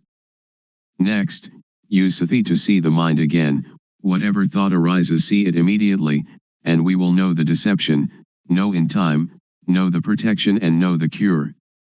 We will know how to conquer conceptual thought. Sila, moral conduct, will occur within our own mind. It is not the person who observes sila, but sila observes the person. Sila means normality. Whenever the mind thinks abnormally we see the thought immediately; this is called sila observing us. People who only keep the precepts will not know this mind's occurrence. So sila is a tool to get rid of crude kilesa, to destroy dosa, moha, lopa, to destroy kilesa, tanha, and upadana. Then sila appears. Samadhi, steadiness of the mind, setting up the mind, is the tool to get rid of the median kilesa. Median kilesa is the attachment to calmness. I have done breathing meditation, which brings calmness, but it is the kind of calmness dependent upon moha. I did that because I didn't know the real calmness at that time. Now I know calmness. Real calmness is clearly seeing, really knowing, and really understanding. This kind of calmness, everyone can do it when they know the source of moha. Whether you are a teacher, student, merchant, or homemaker, you can do it. Everybody needs calmness, and this kind of calmness, whatever kind of work you do you still have it, because you know the source of moha. We don't have to sit with eyes closed to get calmness, but we can have calmness in this very society. Whenever conceiving thought arises, samadhi will see it immediately. Samadhi doesn't mean to sit with eyes closed. Samadhi means setting up the mind to see our own mind, to see our own work. Now panya gets rid of the subtle kilesa. We know the subtle kilesa when we know the source of thought whenever it arises. Whatever we do now, we have normality in speech and mind. When all these conditions gather, there will arise a kind of jnana, insight knowledge, and it will break apart from the person. Only the one that practices will know. All of you sitting here now have as yet no jnana, but the non-suffering and non-happiness is already there. When we don't have jnana we don't know it, so we seek calmness. Now, as you are sitting here, look at your own mind. You don't have jealousy, ill will, and aggression. Now your mind is indifferent, not suffering and not happy, beyond good and evil. This state is in everybody, and this is the calmness that everyone is seeking. Somebody who doesn't know comes to teach people. A lot of people follow that person and sit with eyes closed, trying to find calmness. This is trying to get something that doesn't really exist, trying to make something that cannot be real become real. It is impossible. So that is only the state of delusion. Now we come to know the real thing. It is called upekkha, indifference, equanimity. It is our own mind. It is like something that is covered over. Now, when we come to see our own mind, it will be revealed. So we don't have to do anything with calmness, because it is already there. The only thing we have to do is know the method of practice. The method of practice is to know the movements of the body. We don't have to watch the movements of our breathing, we have to know the movements of the physical body and then see the movement of the mind. Breathing is never glad or sad, it never hates anybody or likes anybody. What is angry is the mind that is thinking. What is pleased is also the mind that is thinking. So we come to see only this point. To see this point is to be aware of thought. In order to see thought, don't enter thought. As soon as it thinks, detach from thought, like a cat catching a rat. We don't have to teach the cat to catch rats, but whenever a rat comes the cat will get it. The clear knowing and real knowing is the same thing. Most people understand Vipassana only as memorizing and recognizing. Very few know clearly and know really. Anyone that will clearly know and really know must make an effort always. Wherever they go they always watch thought, going to the toilet, eating food, whatever they do they look at thought. When we watch thought a lot, like a cat watching for rats, then when thought arises sati or Vipassana will clearly see immediately. This is called Vipassana, getting rid of the subtle kilesa. When we come to this point it is like the hidden thing is revealed, and we will know all religion, we will see with self-understanding the teaching of any religion. We will understand Hinduism or Christianity. We don't understand now because we just memorize from the texts. That is only a kind of history. Now we come to study at ourself. Reality is in us. Texts are only the words of other people. We come to see our own mind, and we will be another knowing individual. I will stop now. Anyone that has questions can ask. Audience. Luangpor teaches that when we go to the toilet we also watch thought. Shall we watch our walking, or shall we watch thought, or what shall we watch? Luangpor. Thought arises even when we do not pay attention to it. So when it arises we will see it, we will know it, we will understand it. If we pay too much attention trying to see it, it will not think. So we should practice in an indifferent, detached way. When it thinks we will know. Samadhi is also awareness. When you are aware of yourself, that is samadhi. When it thinks and you see thought, that is samadhi. Audience. When I sit I can watch the thought, but when I walk to the toilet and intend to see the thought, when thought arises should I stop walking and see the thought, or what should I do? Luangpor. You don't have to stop walking, just be aware of yourself. When we are aware of ourself, that is samadhi. Whatever movement we make we will know it. Unintended thought will arise by itself. If we do not see it we will attach to it, and this is dukkha. So we come to know the cause of dukkha. Normally our mind is indifferent. It can think without dukkha, and we know that it thinks without dukkha, but when we do not see thought we follow thought, we enter the cave, and that is dukkha. To see thought is difficult for somebody who doesn't understand, but it is easy for one that understands. To see thought doesn't concern any kind of work. We can write, and when thought arises we see it. When we walk to the bathroom, or when we are bathing, and it thinks, we just see it. So we don't have to do anything with calmness, because calmness is already there. The real calmness is when we see thought. Audience. So we don't have to stop thinking. Luangpor. Right. Just watch the movement of the mind. Don't force the mind not to think, don't try to prevent or force the mind not to think, don't try to prevent or get rid of thought. Many people want to tranquilize the mind, they don't want the mind to think. That is the understanding of others. But in my view we should let the mind think. The more it thinks the more we know. It is like when we dig a new well, the water is at first full of dirt. So we have to empty out the water, bucketful after bucketful. We don't have to stop up the hole out of which the water is flowing, but we let the water flow, as much water as possible, and we continue emptying out the dirty water. We clean the edge of the well and continue emptying out the water. We do it again and again.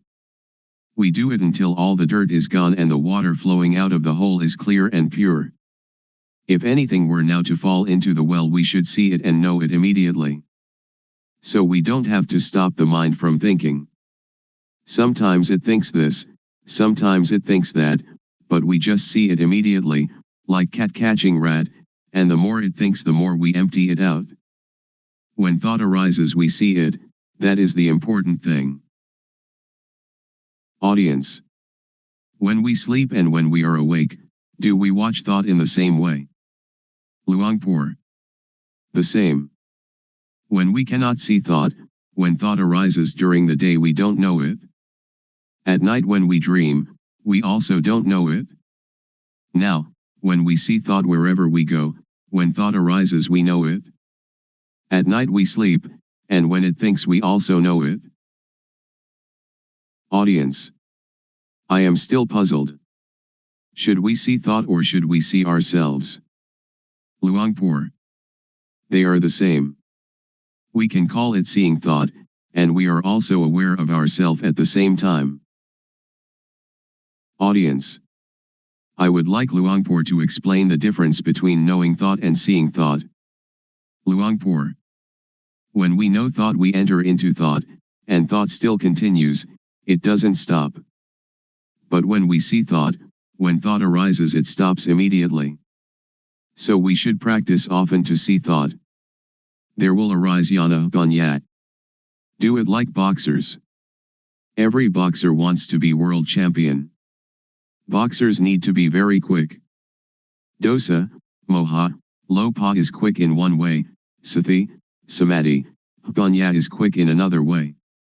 When we train sati samadhi ganya, to be very very quick, it will be world champion, it will conquer the world. This conscious body is the world. Do we want dosa, moha, lopa, or sati, samadhi, ganya, to rule the world? If dosa, moha, lopa rules the world, it is a world of endless sorrow, endless dukkha. If sati, samadhi, ganya, rules the world, it is a world of radiance and peace. Audience. When we watch our movements and thought arises, how can we know it? Luangpor. If you want to know, you have to practice yourself. Audience. Is discovery of calmness the same as discovery of oneself? Luangpor. Yes. Audience. If we can find calmness within ourselves, how can we keep it with us all the time? Luangpor. It is there all the time. What is not there all the time is not calmness. Audience. People have kamma and kamma disturbs us. So how can we be calm? Luangpor. No, not in that way. We just think ourselves. Karma just means action, not those kinds of karma that you did in the previous life. Audience. If we don't think about karma, then there is no karma, is there? Luangpor. Right, we don't have to think of it. Audience. People are seeking the same thing, but why are there so many thoughts? Luangpor. Because there are many different teachings, many books, much talking, so all are mixed up, and this causes suffering. This way of calmness doesn't concern studying books. It doesn't concern anything. When we read many books, or listen to many teachers, we only have knowledge for talking, so we don't have the experience of the real calmness. Audience. How can it be there all the time? Luangpor. If we add colored dye to water, people say that the water is red, or the water is black, or whatever color it is. But in reality water is colorless, and if what is not water is removed then we see it. Upekha is the mind's natural state. It is present in everybody without exception. When somebody becomes very angry, Upekha anchors that person just like a ship's anchor and therefore they don't die of shock. When somebody becomes very greedy and would like to take a great deal away from others, Upekha is like a ball and chain, holding back and moderating the greed, so that it doesn't totally unbalance that person. So Upekha is already there, we don't have to seek it. It is like the sun when it is hidden by clouds. Dosa, moha, lopa, when it arises, obscures Upekha. But when we clearly see our mind, Upekha is uncovered. Audience. Luangpor said that gladness and sadness are the same thing. How can they be the same? Luangpor. They are dukkha. Gladness is one kind of dukkha, sadness is another kind of dukkha. Unknowing people live with dukkha, eat with dukkha, walk and stand and sit with dukkha, sleep with dukkha, wherever they go they bring dukkha along. When they see a movie they laugh, laughter is a form of dukkha. When they meet with sadness they cry, crying is a form of dukkha. Gladness and sadness, both of them are forms of dukkha. Just so, I imagine that there are two kinds of darkness, white darkness and black darkness. When we earn a lot of money we are glad. That is dukkha. It is the white darkness. When we lose money we are sad and the mind thinks angry thoughts. This is also dukkha. It is the black darkness. But both are dukkha. Audience. In reality there is no gladness or sadness, they just arise from moha, don't they? Luangpor. Just like that. Audience. Luangpor said that all kinds of gladness are dukkha. Is there some kind of gladness that is not dukkha, for example love between husband and wife? Luangpor. All are dukkha. Audience. How about gladness in Dhamma, or sometimes when we look at the sunshine we feel happy? Luangpor. That is not dukkha, not suffering or happiness, not gladness or sadness. It is indifference, equanimity. Audience. I would like Luangpor to explain the thing that is called love. For example, a woman and man who are going to get married. Luangpor. Somebody who doesn't know dukkha will approach dukkha, and dukkha will teach its lesson. Audience. When we see thought, it stops. So during which time do we see the three characteristics, anicca, dukkha, and anatta? Do we see them when we see thought, or before seeing thought, or when we think of them? Luangpor. When we think of them that is not seeing with jnana-panya, it is just memorizing or recognizing. After we clearly know and really know we don't have to ask anyone. Audience. How about the intention to do something? Suppose that somebody says something bad to us, and we have the intention to harm them. Luangpor. To harm is stupid. When we know the states of suffering and of happiness, we do not want anybody to suffer. We will help all to live without dukkha. Audience. When I am going to give money to beggar, I know my thought, which is to give money. To see that thought, is that called punya? Luangpor. That is not called punya, it is called knowing from memory. All of us have mind, so before doing or saying anything, just look at our mind. Our real mind or real life doesn't hate anybody and doesn't love anybody. When we hate or we love, that is kilesa arising. So just come to see the mind at the beginning, and dosa, moha, lopa will be destroyed. After that, vedana, sunya, sankhara, vijnana, will still be there, but they are pure and have no dukkha. Continue to see the mind. We will see kilesa. Kilesa is like gladness and sadness. When we like something and we give it to somebody, it isn't that this is not kilesa, because we like the person that we give it to, we give it with kilesa, we don't give with indifference. Pra, venerable, noble, is indifference. Pra means one that teaches others to be indifferent. Audience. When we give charity, we usually think of metta, loving kindness, and karuna, compassion. So where is karuna and where is metta? Luangpor. Those are just words for talking. It is not Dhamma. It is social. Audience.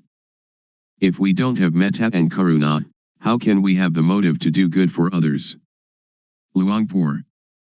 That is the beginning stage, or the foundation for ethics of the world. Audience. In the case of Luangpor, who is trying to help us to be free from dukkha, isn't it the metta of Luangpor? Luangpor. Not metta. Anybody that would like to have Dhamma, just accept it. We don't have gladness or sadness. It is like when we see someone that is drowning, we jump into the water and help them without thinking anything. Audience. When that person sees someone drowning and helps immediately, is it the result of social ethics or is it their own nature? Luangpor. It is their own nature. But when we try to help other people, we don't see our mind, but the nature of the mind is already there, the indifference is already there, we never come to see it and we try some other way. That is why we don't have real calmness. Visible here and now. Calling to come and see. The Dhamma of an instant. Today I would like to bring to you the truth, as I have heard it from the elders, who passed this truth on from generation to generation. It may be that you've heard it, it may be that you haven't. When listening, please set up the mind to listen, listen with sati, samadhi, panya, awareness, steadiness of mind, knowing. Consider these words, and find their actuality at last. In everything that happens there must be cause and effect. For example, the cause is that we go to work, the effect is that we earn money, the cause is that we go to study, the effect is that we gain knowledge. So the knowledge is the result of the study. Therefore the cause is to be diligent and the effect will be truly useful. The elders used to teach that the cause is developing sati, awareness, the result is the knowledge that arises. They have said so. Whether or not the Buddha talks in this way, or whether or not your parents and teachers talked in this way, make the experiment, and discover for yourself whether it is true or not. We have to consider and to really know it. The cause is called the developing of sati, the truth is called sajja. Whether or not we know it, it is still there, like something beneath an overturned bowl, we right the bowl, and what was concealed is revealed. Or it is like opening up what was closed. You should try it, and see for yourself whether it is like this or not. You can sit with legs tucked back to one side, sit with legs outstretched, sit on a chair, or sit in half lotus. Rest your hand on your thigh. Now turn the hand up onto its edge, having awareness of doing it. Turning the hand is the cause, the awareness of doing it is the effect. Turn the hand back down, having awareness of it. The cause is turning the hand down, the effect is the awareness that coincides with the movement. Turn the hand up, being aware of the movement. Turn the hand back down, being aware of the movement in the movement. The cause is turning the hand up and being aware of it, and turning the hand down and being aware of it. The effect is that the knowing will accumulate. So when you are doing this, are in the rhythm of it, developing sati, you can say it is the same as the Buddha's teaching, the same as the elders' teaching. You should develop sati. When you develop sati, panya will arise. The elders used to tell us that Buddha taught the four satipatthana, the bases of awareness, or the four major postures, which are standing, walking, sitting and lying down. You have sati in these postures, then you have the sati to know other, minor movements. In all minor movements, stretching, bending, and all other movements, have the sati to know it. The effect will be the knowledge that arises. Some people may say that this accords with the texts, some may say that this does not accord with the texts, but please listen, and try to practice yourself. If it is useful, we use it. If it is useless, we cast it away. The knowledge that we have learned, we know it already, but the knowledge we have never heard, please try it and find it for yourself. This is a practice I have done. Sit comfortably, back erect, hands palm down upon the thighs. Now turn the right hand up onto its edge, being aware of the movement. Then raise the hand straight up to chest height, being aware of the movement. Then bring the hand down to rest on the abdomen, being aware of the movement. Now repeat these three movements with the left hand. Then, having sati in each movement, move the right hand up the chest, then swing it out to above the right leg, then lower it to rest on the thigh, and then turn the hand back down again. And now repeat these four movements with the left hand. This is rhythmic practice. It is called the minor movements. Humans cannot stay still, so we find some work for the body to do and then use the sati to be with the movement. You can call it sati or you can call it samadhi. The feeling is called sati, samadhi is setting up the mind. When you do it, have awareness of it. If you don't set up the mind, then you will not know. When you blink, you know it. We blink since our birth from our mother's womb, but we don't know it. When we look to the left or look to the right, we don't know it. We don't have sati, samadhi. We have only the usual sati samadhi, but we don't set up the mind to know it. If we set up the mind to know it, the sati will be newly built sati. Samadhi is setting up the mind. We breathe since we were born from our mother's womb, but we don't know it. Now we set up the mind, and breathe in and out, then we know it. When thought arises, then we know it. The knowing is caused by the developing of sati. So I would like all of you to take this teaching and use it. Ordained, all right, not ordained, all right, believe any religion, all right, wear any uniform, all right, keep the precepts, all right, don't keep the precepts, all right, give a lot of charity, all right, don't give any charity at all, all right. If you don't develop sati, then you will not know, even though you make merit, keep the precepts or practice a lot of calmness meditation. The knowing will arise because of the developing of sati. When we have more and more awareness, then the unawareness, which is moha, or delusion, will fade away. When we have more and more sati, more and more samadhi, panya will arise.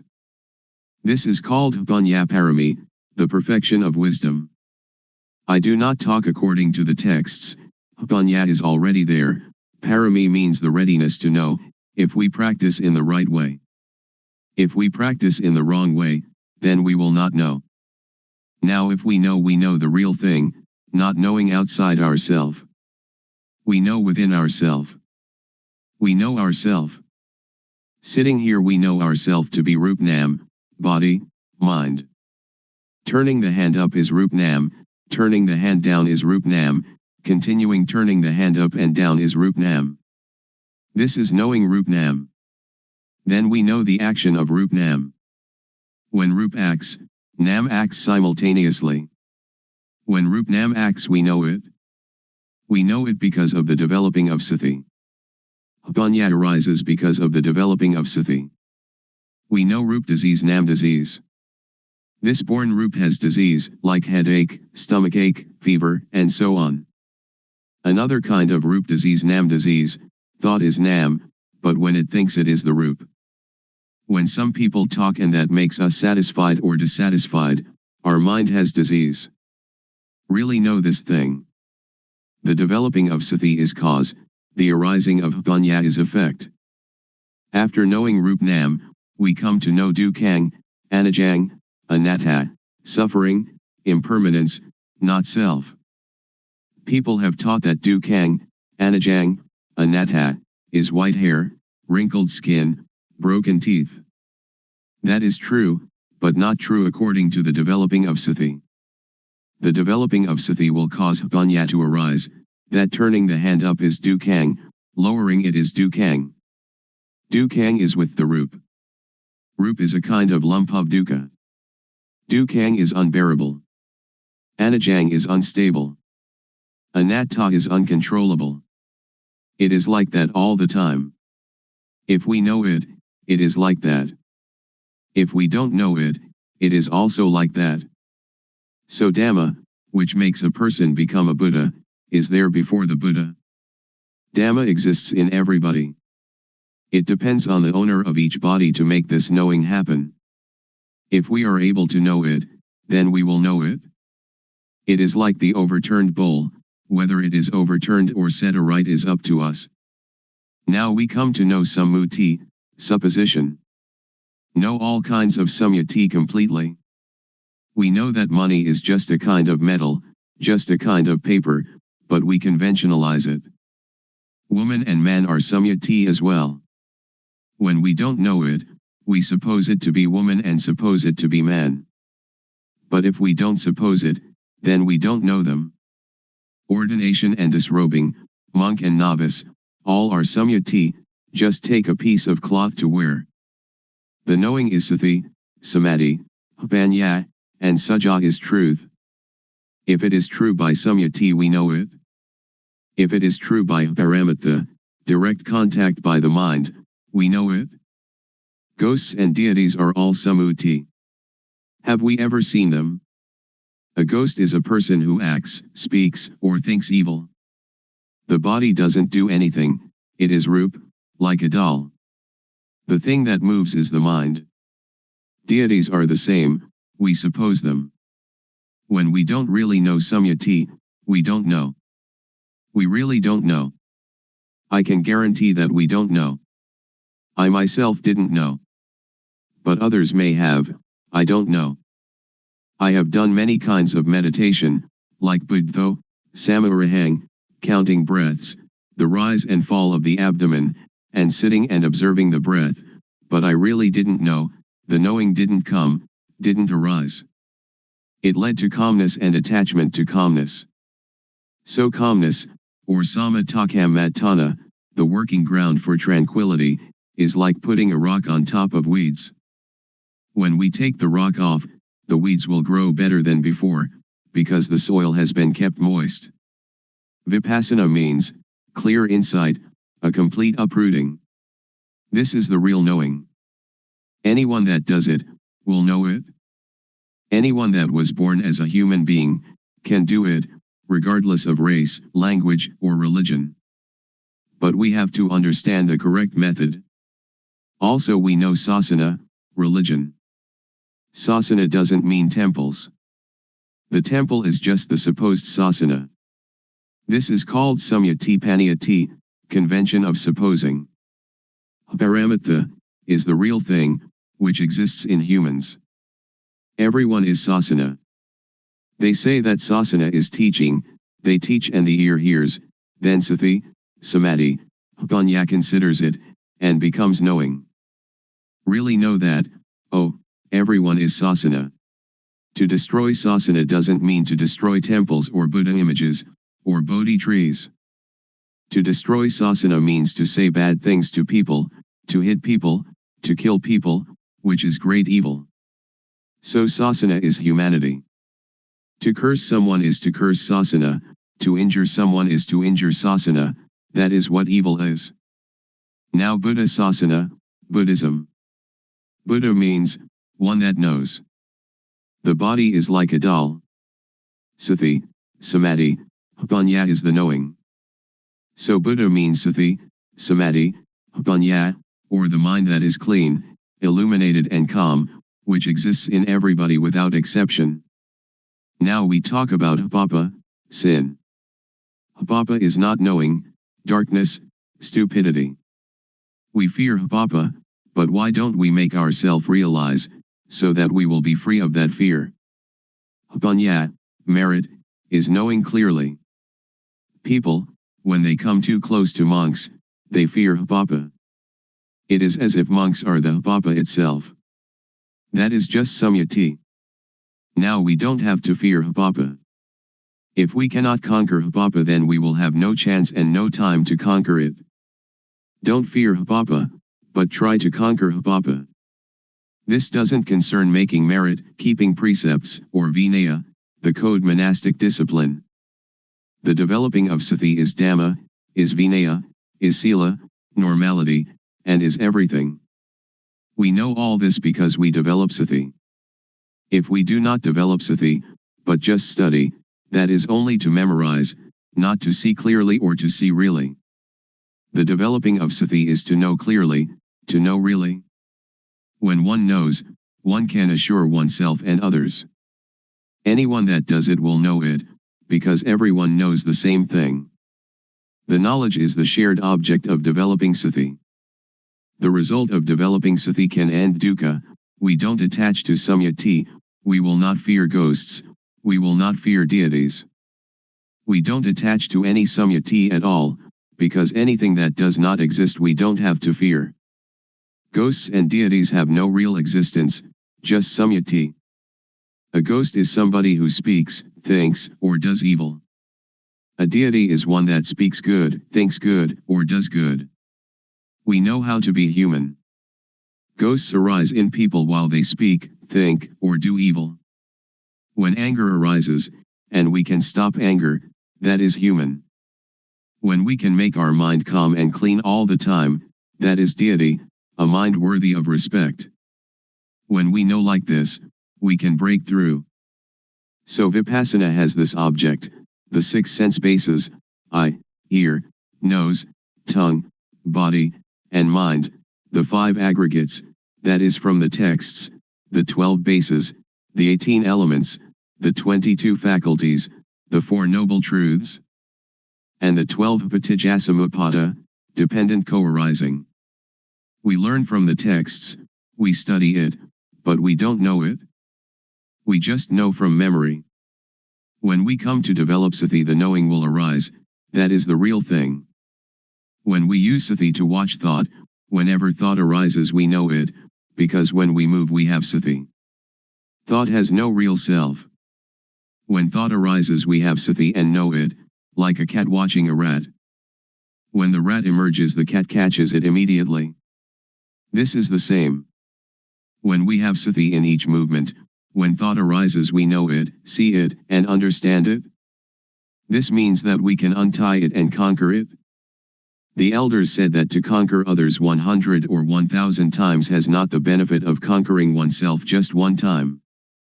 To conquer oneself is to conquer thought. When thought arises we see it and know it. Then it cannot proliferate. Whenever thought arises we know it. When we develop more and more sati, there will arise jnana panya, knowledge arising from full awareness, knowing, to know clearly, to know really. Vatu, thingness, means everything in the world and in ourself, we have to know it all. Paramutha means, everything that exists in the world and in ourself, seeing it, having it, being it, right now in front of us, touchable with the mind, we have to know it all. Agara means, that everything in the world and in us can change. When we clearly comprehend it, then we see, know, understand, and touch, dosa, moha, lopa, anger, delusion, greed, because it is vatu, paramutha, akara. After knowing this, the mind will be very cheerful, and can see, vedana, sunya, sankhara, vijnana, feeling, percept, conceiving, knowingness, not being dukkha. The real pra, noble, inheres in this. Pra doesn't mean you shave your head, but means the quality of the mind. Paramutha means the real thing. The real pra is in everybody without exception. In this way of developing sati, the feeling of the movement is the cause, the effect is knowing all this. Pra means teacher, one that teaches. When they know this and teach this, there is no dukkha. A real pra knows samyati panyati, paramutha panyati, attha panyati, and ariya panyati, the four levels of designation. The mind has changed and we will really know this. If we know other things, it is not correct. We continue the practice. There will arise piti, rapture. We feel comfortable, the mind is light, it is like in darkness there arises the light, or the dirty becomes clean again. Or like black and white, or the heavy becoming light. The mind changes from one stage to another. When the knowing arises, the not knowing disappears immediately. When the quality of the real pra arises, the quality of not being a pra disappears immediately. When the quality of being deity arises, the quality of being ghost disappears immediately. When the quality of being human arises, the quality of being other disappears immediately. It arises and substitutes for the other. This is called to be born here and die here. Not being born from the womb of the mother and dying physically, that is another thing. That is also the supposing of dukkang, anajang, anatta. Continue the practice. It will be like a pot of water, which has filled to the brim, is now having water removed. When the knowing arises, sati will be reduced, not full like the previous stage. In the practice our awareness is full, but when the knowing arises it will attach to the knowing, it will attach to the object. When the object arises we have confidence, and it enters into our memory in the brain and is never forgotten then on. I have known this since I was 46, but I haven't forgotten even a little. I know Rupnam in the morning and know the changing of the mind in the evening. I really know this, and I have the confidence to guarantee that it is the teaching of the Buddha. The Buddha taught this thing. Making merit, giving charity, keeping precept, that is good in one way, but learning from the texts, we do not really know how to practice developing sati, how to deal with the mind. A person who doesn't know teaches a person who doesn't know. The result is not knowing. One that knows teaches, the result is knowing, because everybody has it, each can become the real pra, a noble individual. Woman, man, child, if they know it they become the real pra, a noble individual. Therefore the pra is a kind of blessing, because she or he teaches people to know. Blessing means noble. The noble knowledge is called giving Dhamma as charity, or giving knowledge as charity. This is the path of the real noble individual. When we develop sati, and know the movements more and more, jnana panya will occur. When jnana, inside knowledge, arises you will really know, you don't have to remember from the texts. You will know kilesa, tanha, upadana, kama, stickiness, heaviness, attachment, action. Seeing clearly, seeing really, kilesa, tanha, upadana, kama, will reduce or fade away. When we know this point, we don't have to believe anybody. The one that sees it owns it. Suppose that the Buddha comes and tells you that this practice is not correct, you will also not believe him, because it is real. When jnana panya arises, you have real confidence. When you know this point, piti will arise again. When I knew this point during my practice, I went to sleep. After getting up, I started walking back and forth. The cause is walking back and forth, the effect is that the knowing arises again. I walk back and forth and have the knowing. At that time, there is a centipede running across my path. The centipede is cause, the effect is that I see the centipede.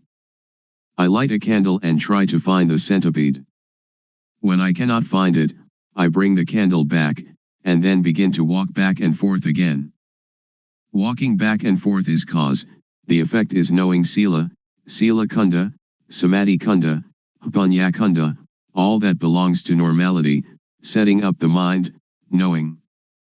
The knowing arises that kunda means, vessel, container, to contain, to fight it. You can fight everything. It is like when the container is good and you go to get water, you can have that water to drink. But if the container is broken, when you go to get the water, you cannot get it.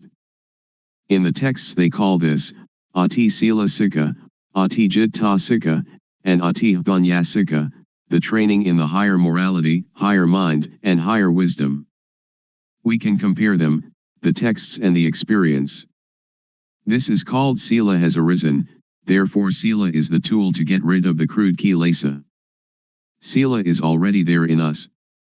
So this kind of sila doesn't concern keeping precepts, but only concerns the development of sati.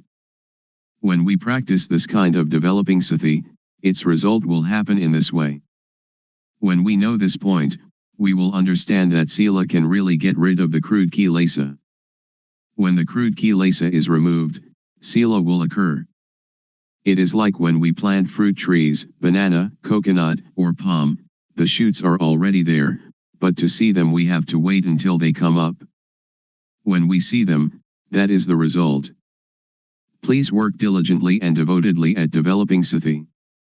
Whatever people may say, we don't have to pay attention to it. Even though you make merit and give a lot of charity, you will never know this experience. Even though you study a lot, you'll also never know. They do not concern this thing. This can really untie dukkha.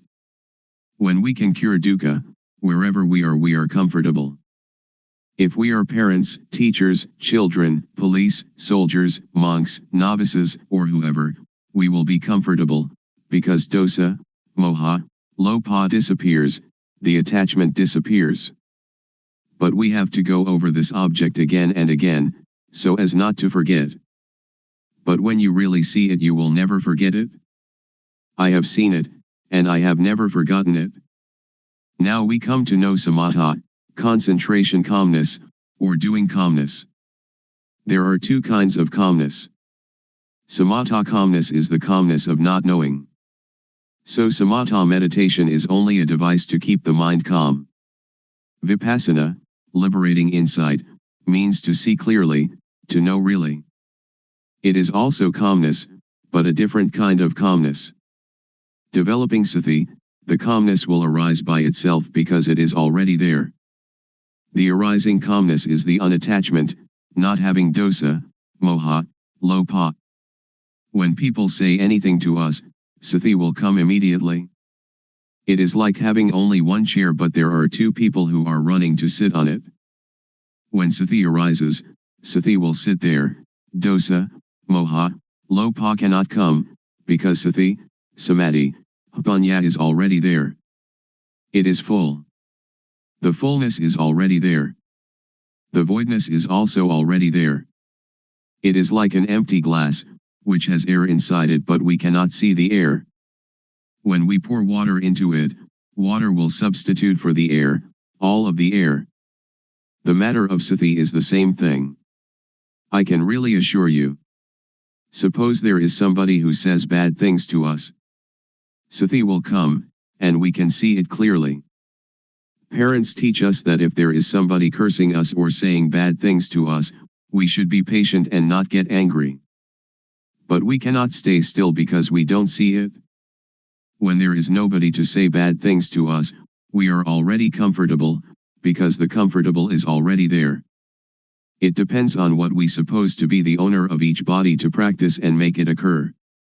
When we practice, the clear knowing and the real seeing will occur.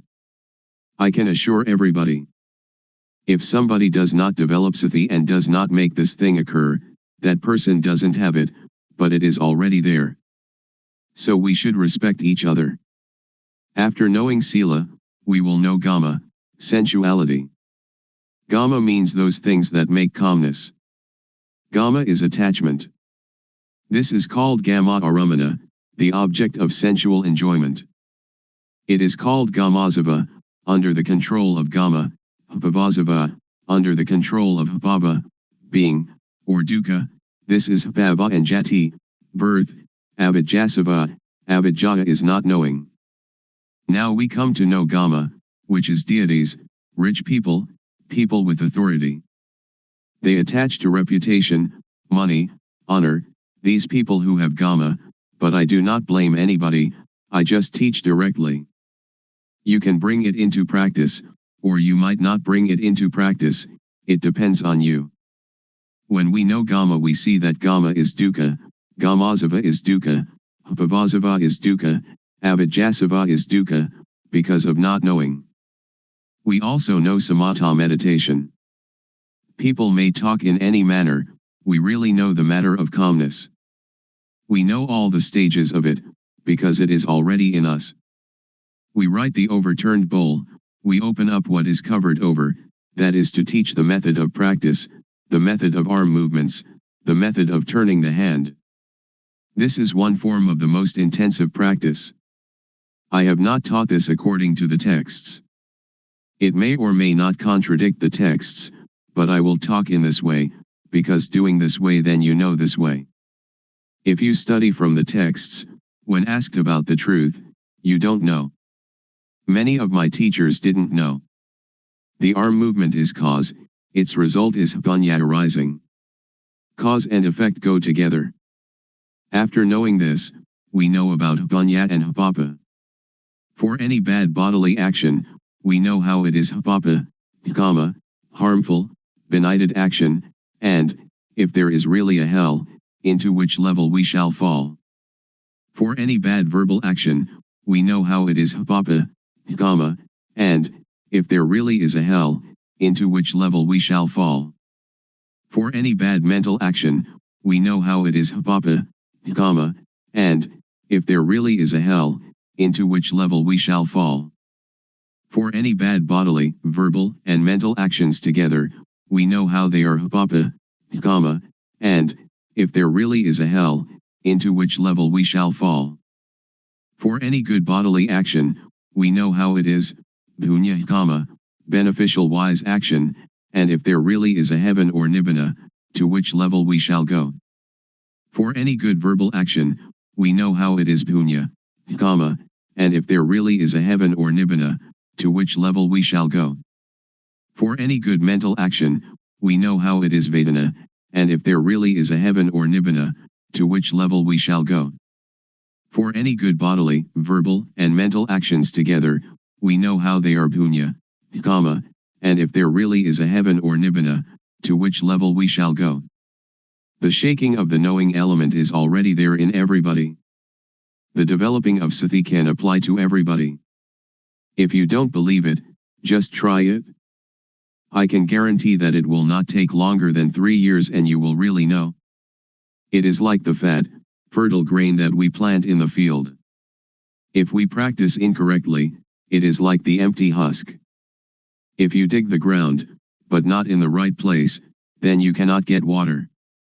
If you dig into the ground in the right place, then you can really get the water. This kind of practice, if you do it correctly, you will really get the result. If you do it incorrectly, you will not get the fruit. When the occurrence happens, we know about 4 elements, earth, water, fire, and wind, they come together. When we know this, the occurrence arises. We know the end of dukkha. The end of dukkha is here, it will demolish all and everything. On this thing I do not believe anybody. When we come to the end we will have jnana. Sila is the tool to get rid of crude kilesa. When the crude kilesa comes to an end, sila occurs. Samadhi is the tool to get rid of the median kilesa. When we know the median kilesa, then we know samadhi. Upanya is the tool to get rid of the subtle kilesa. When the subtle kilesa is discarded, Upanya then arises. That arising Upanya is called Jnana Upanya. Because it is inside us, we know it. If it is not there inside us, then we don't know it. I can assure you that everyone without exception can know it. Women, men, believers of any religion. When I was practicing this method, I was not a monk. Sometimes I wore shorts, sometimes I wore trousers. After knowing this Dhamma, I taught brothers, parents, aunts, and uncles for 3 years. They knew, but they knew little, but still they knew the real pra, knew the supposed pra, knew Samyati Upanyati, Paramutha Upanyati, Attha Upanyati, and Ariya Upanyati. The mind changes from commoner to noble individual. They say that Nibbana is, ta dunga pahana, abandoning by substitution of opposites, vikkumbana pahana, abandoning by suppression, samacheda pahana, abandoning by destruction. Ta dunga pahana is, to come to know oneself thoroughly. There are 4 levels of knowledge. First, we know until the end of dukkha, but we know only a short time, it doesn't last long. Second, we know longer, like the light of a bigger lamp. Third, we know even longer, like the light of even bigger lamp. And fourth, when we know the end of dukkha, but after we know it is there all the time. It is like the full flame of the lamp, or the light of the sun, the very brightest light. There are 4 kinds of jnana. We have to really know it. This is learning and practice. Learning means moving the arms. Practice means turning the hand up and down. After learning and practicing this method, the fruit will come, and we will have no doubt, because we know all. We also know the end of dukkha. Apatijjasamuppada, dependent co-arising, is just words. If we want it in our practice, we have to come to the cause, that is to practice movement, until Upanya arises. When Upanya arises, when we talk about Apatijjasamuppada, we know it immediately. So now we come to the conclusion. We practice developing sati, and we come to see thought, we come to see the mind. We do the practice like a boxer, once in the ring, the boxer must box. We do it often, step by step. We do it like a ball in a field. When people do not stop kicking the ball must continue to roll.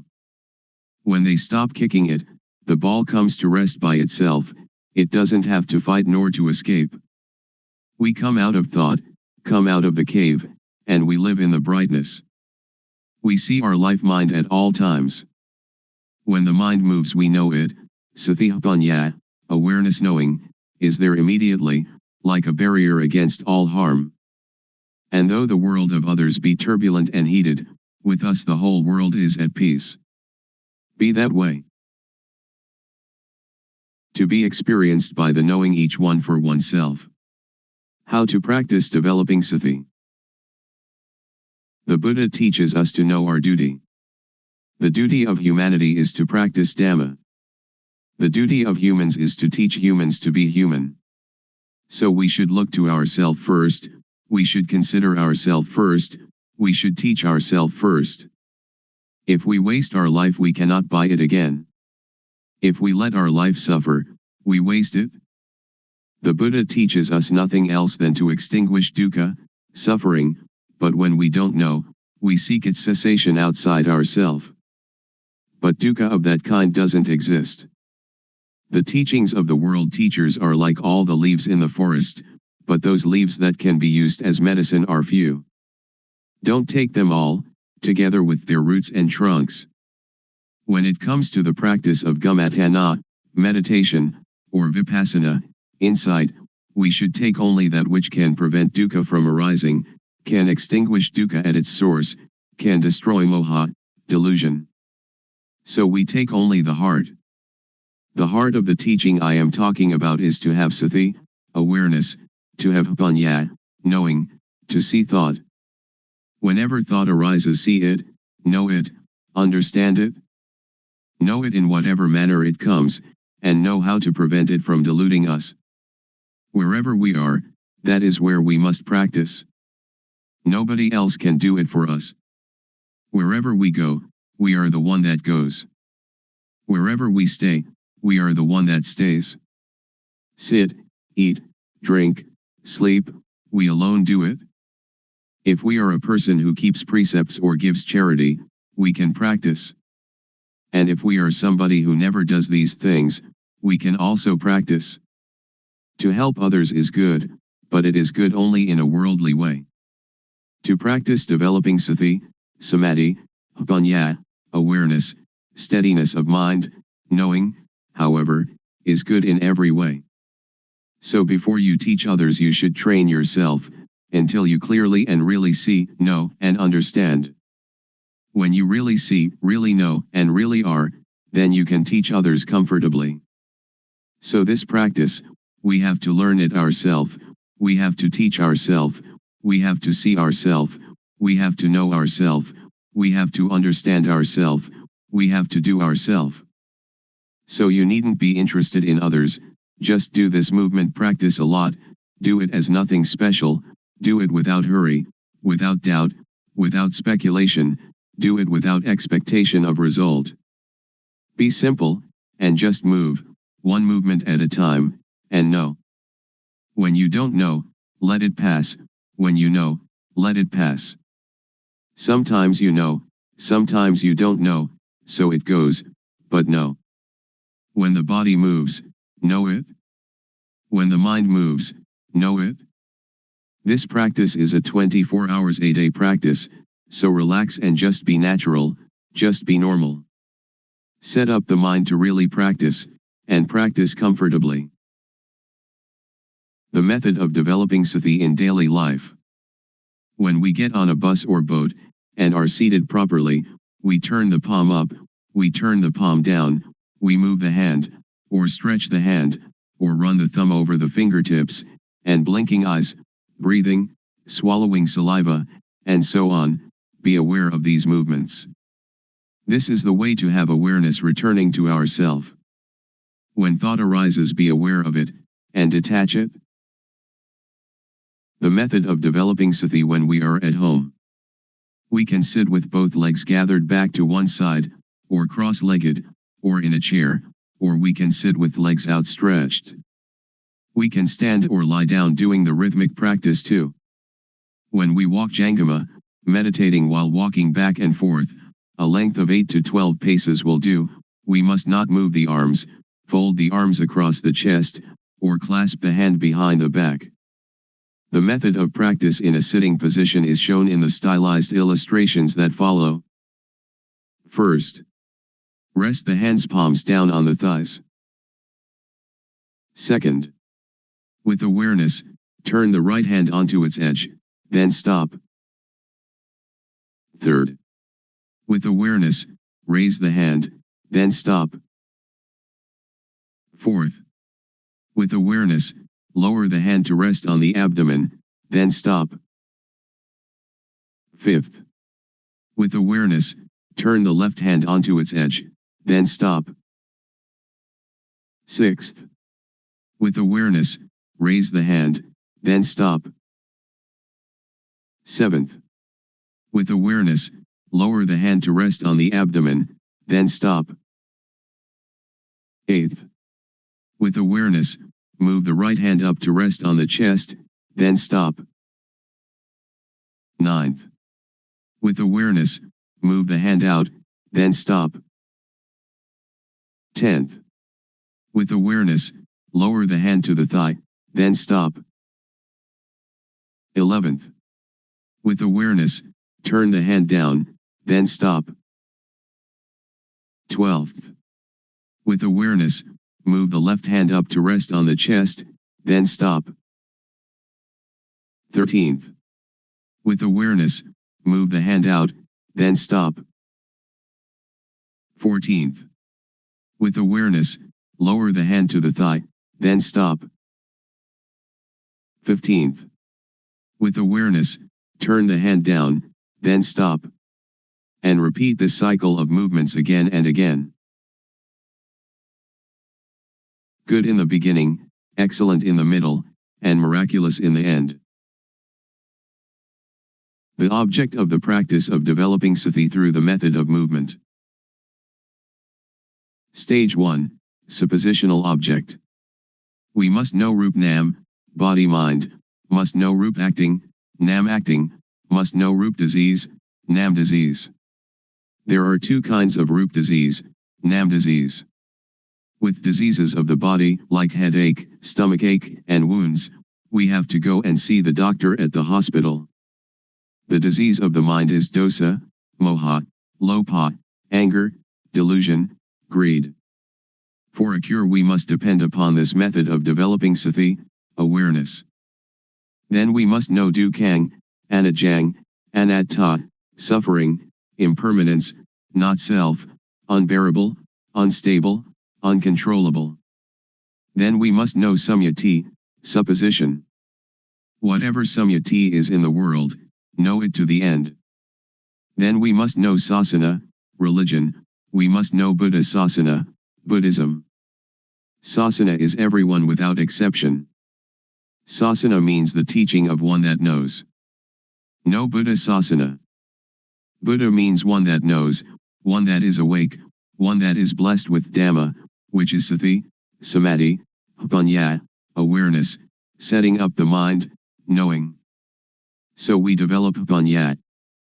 Then we must know papa, sin, must know punya, merit. Papa is dark, stupid, not knowing how it is. Punya is clever, knowing everything. Whoever doesn't know is called somebody who still doesn't have punya. End of stage 1. There will arise an obstacle at this point, because we attach to the knowledge of Vipassana or Kilesa. Vipassana or Kilesa, defilement of insight, is when we know outside ourself endlessly. We must withdraw. We must not enter thought. Stage 2, Touchable Object. Use sati to see thought. When thought arises, know it, see it, understand it, and touch it. As soon as thought arises, cut it away immediately. Do it like a cat pouncing on a rat. Or like a boxer that climbing into the ring, must box immediately. The boxer needn't pay respect to the teacher. Lose or win, the boxer must box. We must not wait for anyone. Or like digging a well. When we find water, it is our duty to scoop out the mud, scoop out the mire, scoop out the water until it is finished. Scoop out the old water to the end. Now new water from inside will come out. We must stir at the edge of the well, clean the edge of the well, clean out the mud, and clean out the mire. Do it often. The water will become clean by itself. When the water is clean, anything that falls into the well we will know, see, and understand immediately. The cutting out of thought is the same. The quicker we cut, the better it is. Then let us see Vatu, thingness, see Paramutha, mind touchable, see Agara, change in Jess. Vatu means things that exist in the world, everything in humans and the mind of humans and creatures. Paramutha means things that really exist, we are seeing, having, being it, right now in front of us, touchable with the mind. Agara means change in Jess. Suppose we have a full can of dye, originally of 100% quality. If we dye cloth, it will adhere to the material 100%. When we know, we see, we can touch with the mind, the same full can of dye but the quality declines.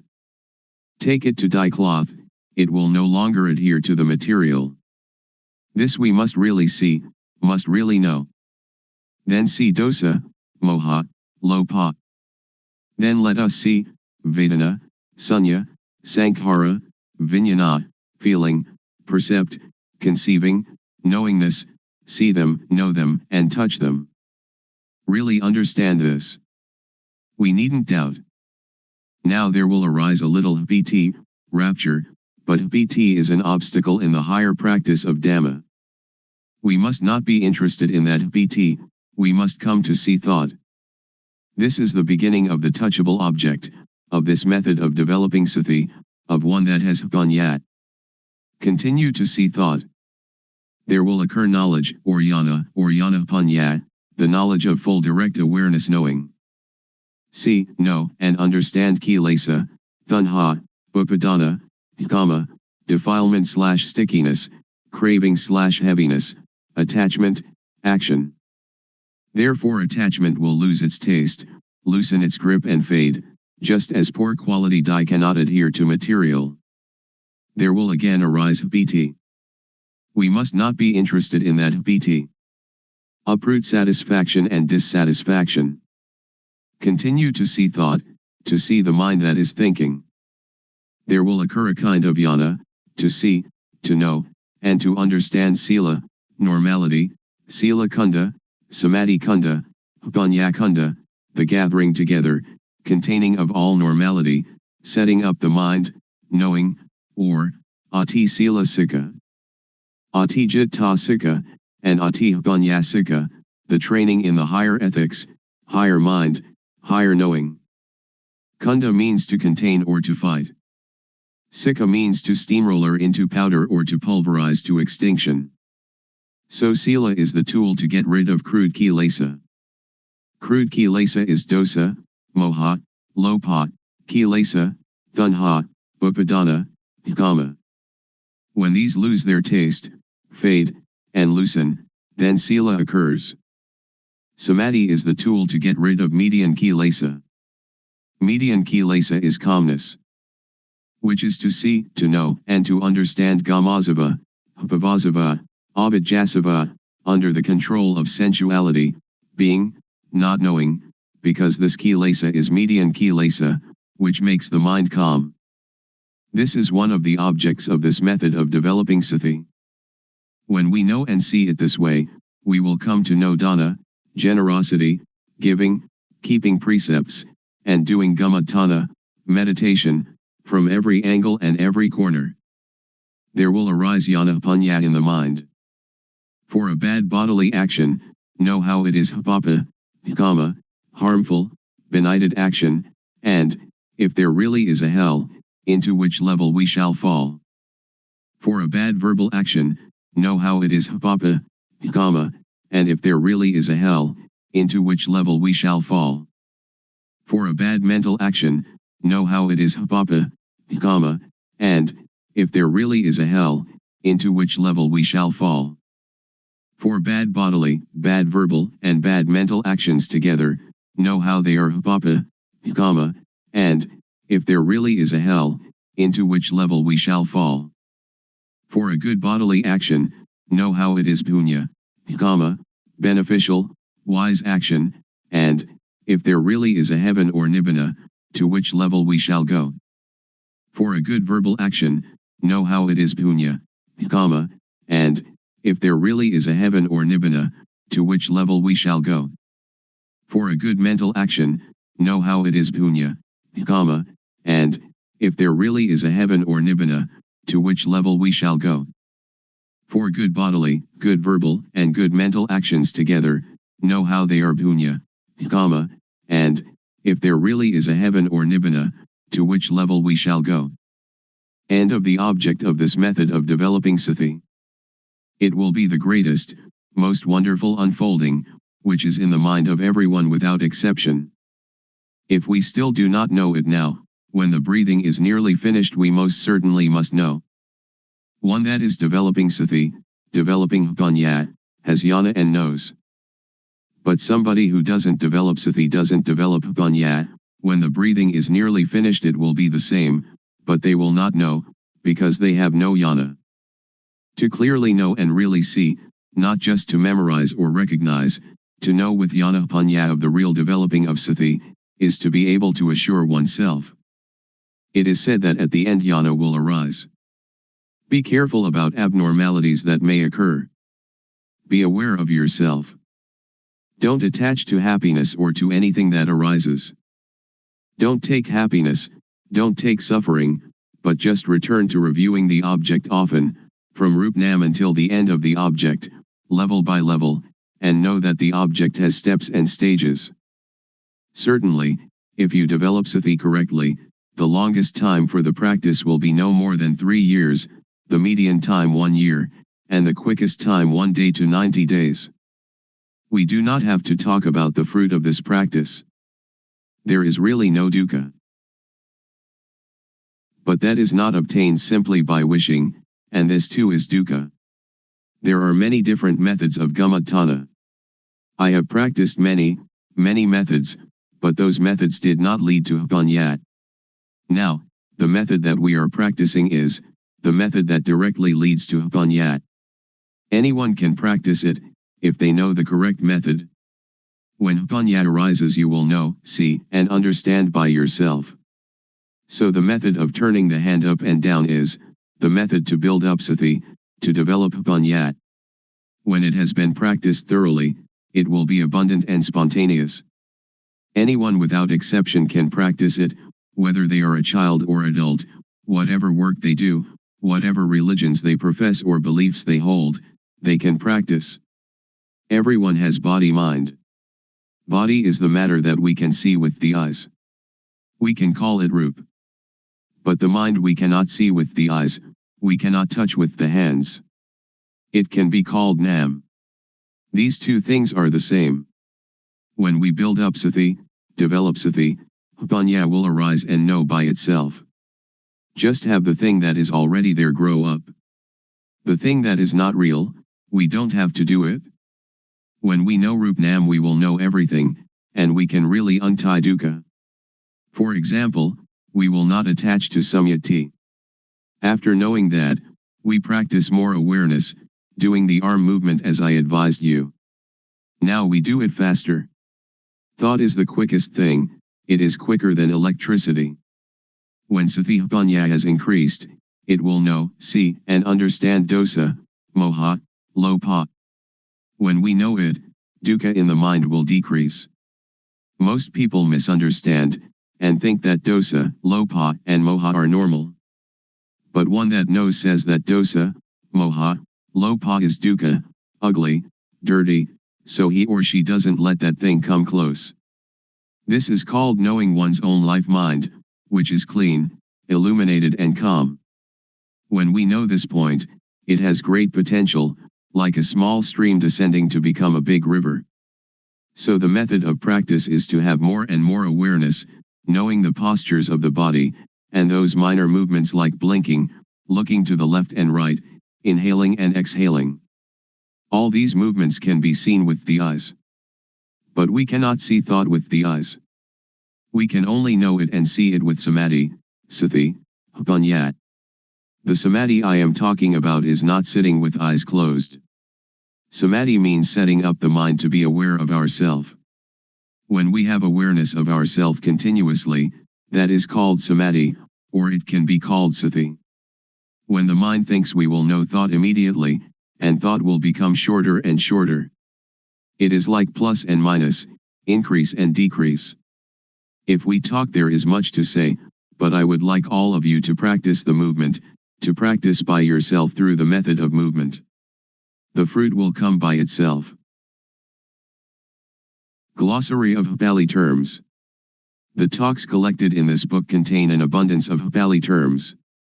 Luangpor Teean freely used Pali terms, both in discourses and guidance and in naming experiences that occurred in his practice. And for the most part his use of these terms corresponded more or less to their standard meanings. Many of the terms have indeed been absorbed into the Thai language, although sometimes he would use technical terms in an individualistic and non-traditional way. This glossary adds to and expands upon the brief translation of technical terms contained in the preceding text, and in so doing sometimes provides explication of the meanings of Pali terms that ranges more widely than Luangpor Teean's use of those terms.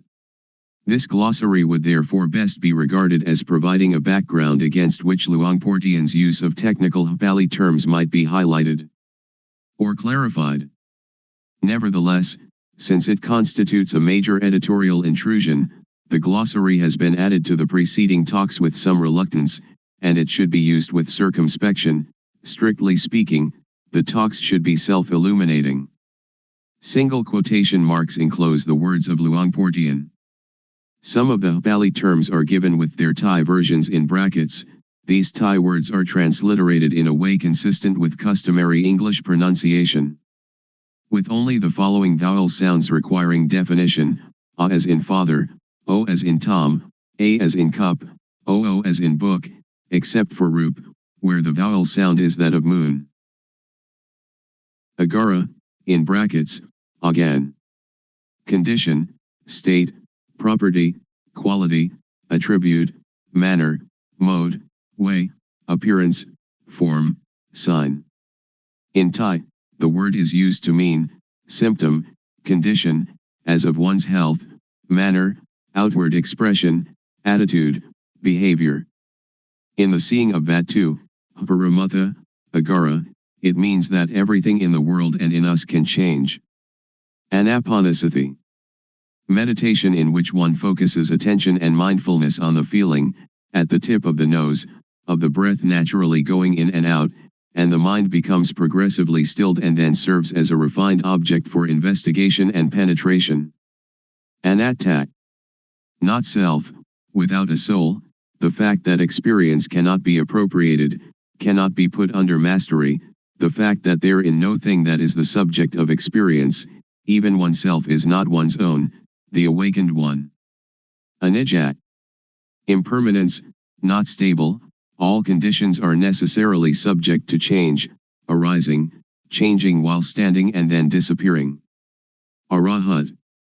The fully and finally awakened one, the individual that has reached the extinction of dukkha, the end of being, the individual that has done what had to be done, the awakened one.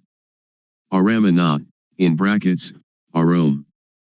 Object, a support, stay, basis, ground, the object of awareness, of knowledge, of sense.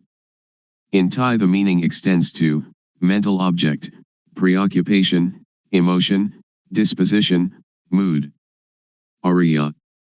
Noble, distinguished, one that has evolved to true humanity, has been altered through obtaining insight into things, as they actually are, one that has seen the cessation of dukkha, and therefore knows what needs to be done. Asava.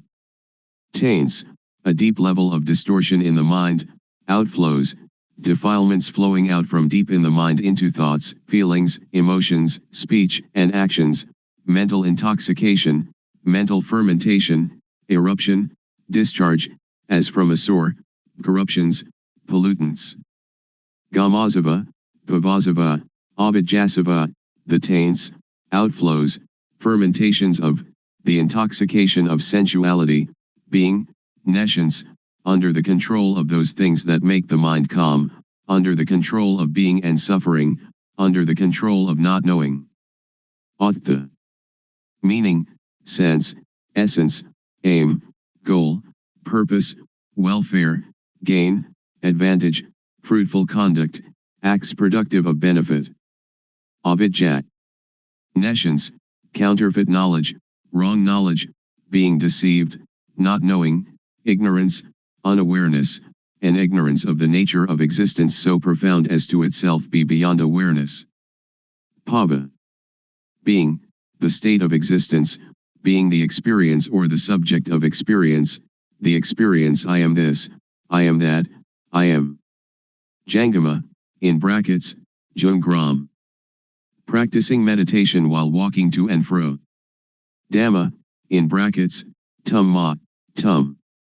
Actuality, nature, the way things are in and of themselves, the truth of nature, the inherent nature of an actual process of existence, of experience. By extension, the Dhamma is used to refer to any doctrine that teaches the way things are in themselves, the truth of nature, and the way to awaken to actuality. Dosa. Hatred, anger, all negative thoughts and emotions, all forms of mental resistance, dislike, aversion, malice, irritability, and so on. Dukkha, in brackets, tuk. Suffering, affliction, sorrow, misery, disease, stress, inner conflict, being oppressed, literally, hard to endure, difficult to bear, the inherent unsatisfactoriness of all conditions, the burden of personal existence, the hopelessness of the unenlightened person's situation. Dukkang, anajang, anatta, suffering, impermanence, not self, unbearable, unstable, uncontrollable. Gama, in brackets, gam. Sense desire, sensuality, seeking and indulging in sensual pleasures, the hunger for sensual experience, for sense input, those things that makes the mind calm, the pacifying of the mind by sense experience, by attaching to sense experience. By attaching to the calmness that arises from unawareness of the problem of one's own existence. Gama, in brackets, gum. Action, the Buddha defines action as intention, intentional action, volition. In Thai, gam often implies bad actions, which entail unfortunate consequences. Kummatana, in brackets, gumatan. Literally, workplace, working ground, basis for action, basis for mediation practice, meditation subject, ground for mental culture, that aspect of an experience that is the object of intelligent awareness. In Thai, the act of meditation or contemplation. Kunda, in brackets, kun. Aggregate, heap, bulk, mass, totality, group, category, all that is included under. In Thai, vessel, container, vessel, container, to contain, to fight against kilesa. Sila kunda.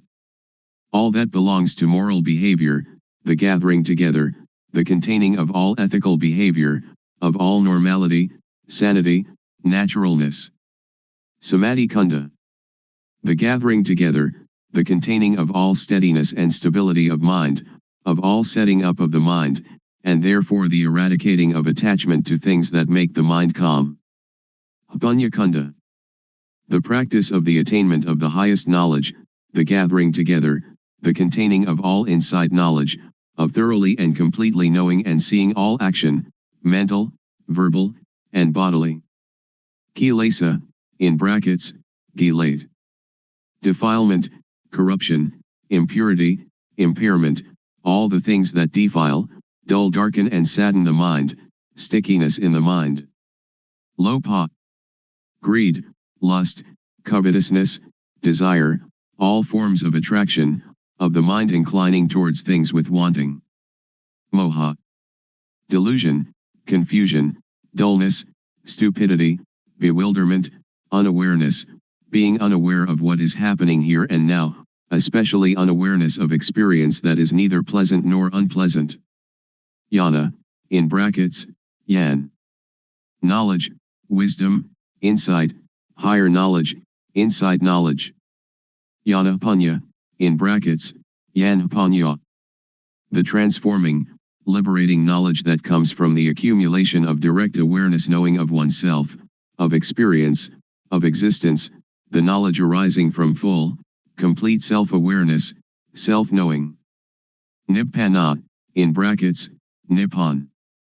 Extinction of dukkha, extinction of attachment, of craving, of dosa, moha, lopa, extinguishing the fire of being, ending the subtle conceit, I am.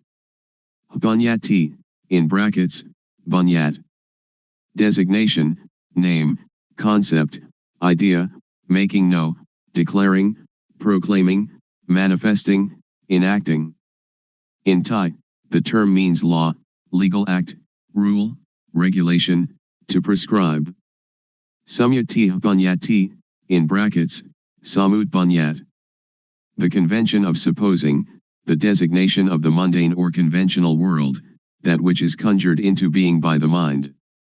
Paramatha bunyati, in brackets, paramat bunyat. The designation of the sphere of the real, the actual, of what can be touched by the mind. Atta bunyati, in brackets, at the bunyat. The very deep meaning of the Dhamma, so deep as to be very difficult to know. Ariya bunyati, in brackets, ariya bunyat. The designating, making known of experience in which dukkha has been extinguished, agreement between those that have become true humans. Bunyat. Knowing, understanding, wisdom, insight, intuitive wisdom, knowing by direct seeing outside of thought, seeing things as they are without conceiving, the knowing that results from dwelling in awareness of oneself. Papa, in brackets, Bob. Evil, bad, wicked, demerit, sin, stupidity, dark, stupid, not knowing how it is. Paramatha, in brackets, Paramad. The highest good, ultimate, absolute truth, the real, the actual, the true, unchangeable, invariable, the touching of things with the mind, everything that really exists in the world and in ourself, seeing it, having it, being it, right now in front of us, touchable with the mind. Apatijasamapata. Dependent co-arising, but let be the past, let be the future, I shall set you for the teaching, when there is this is, with the arising of this arises, when there is not this is not, with cessation of this ceases, the awakened one.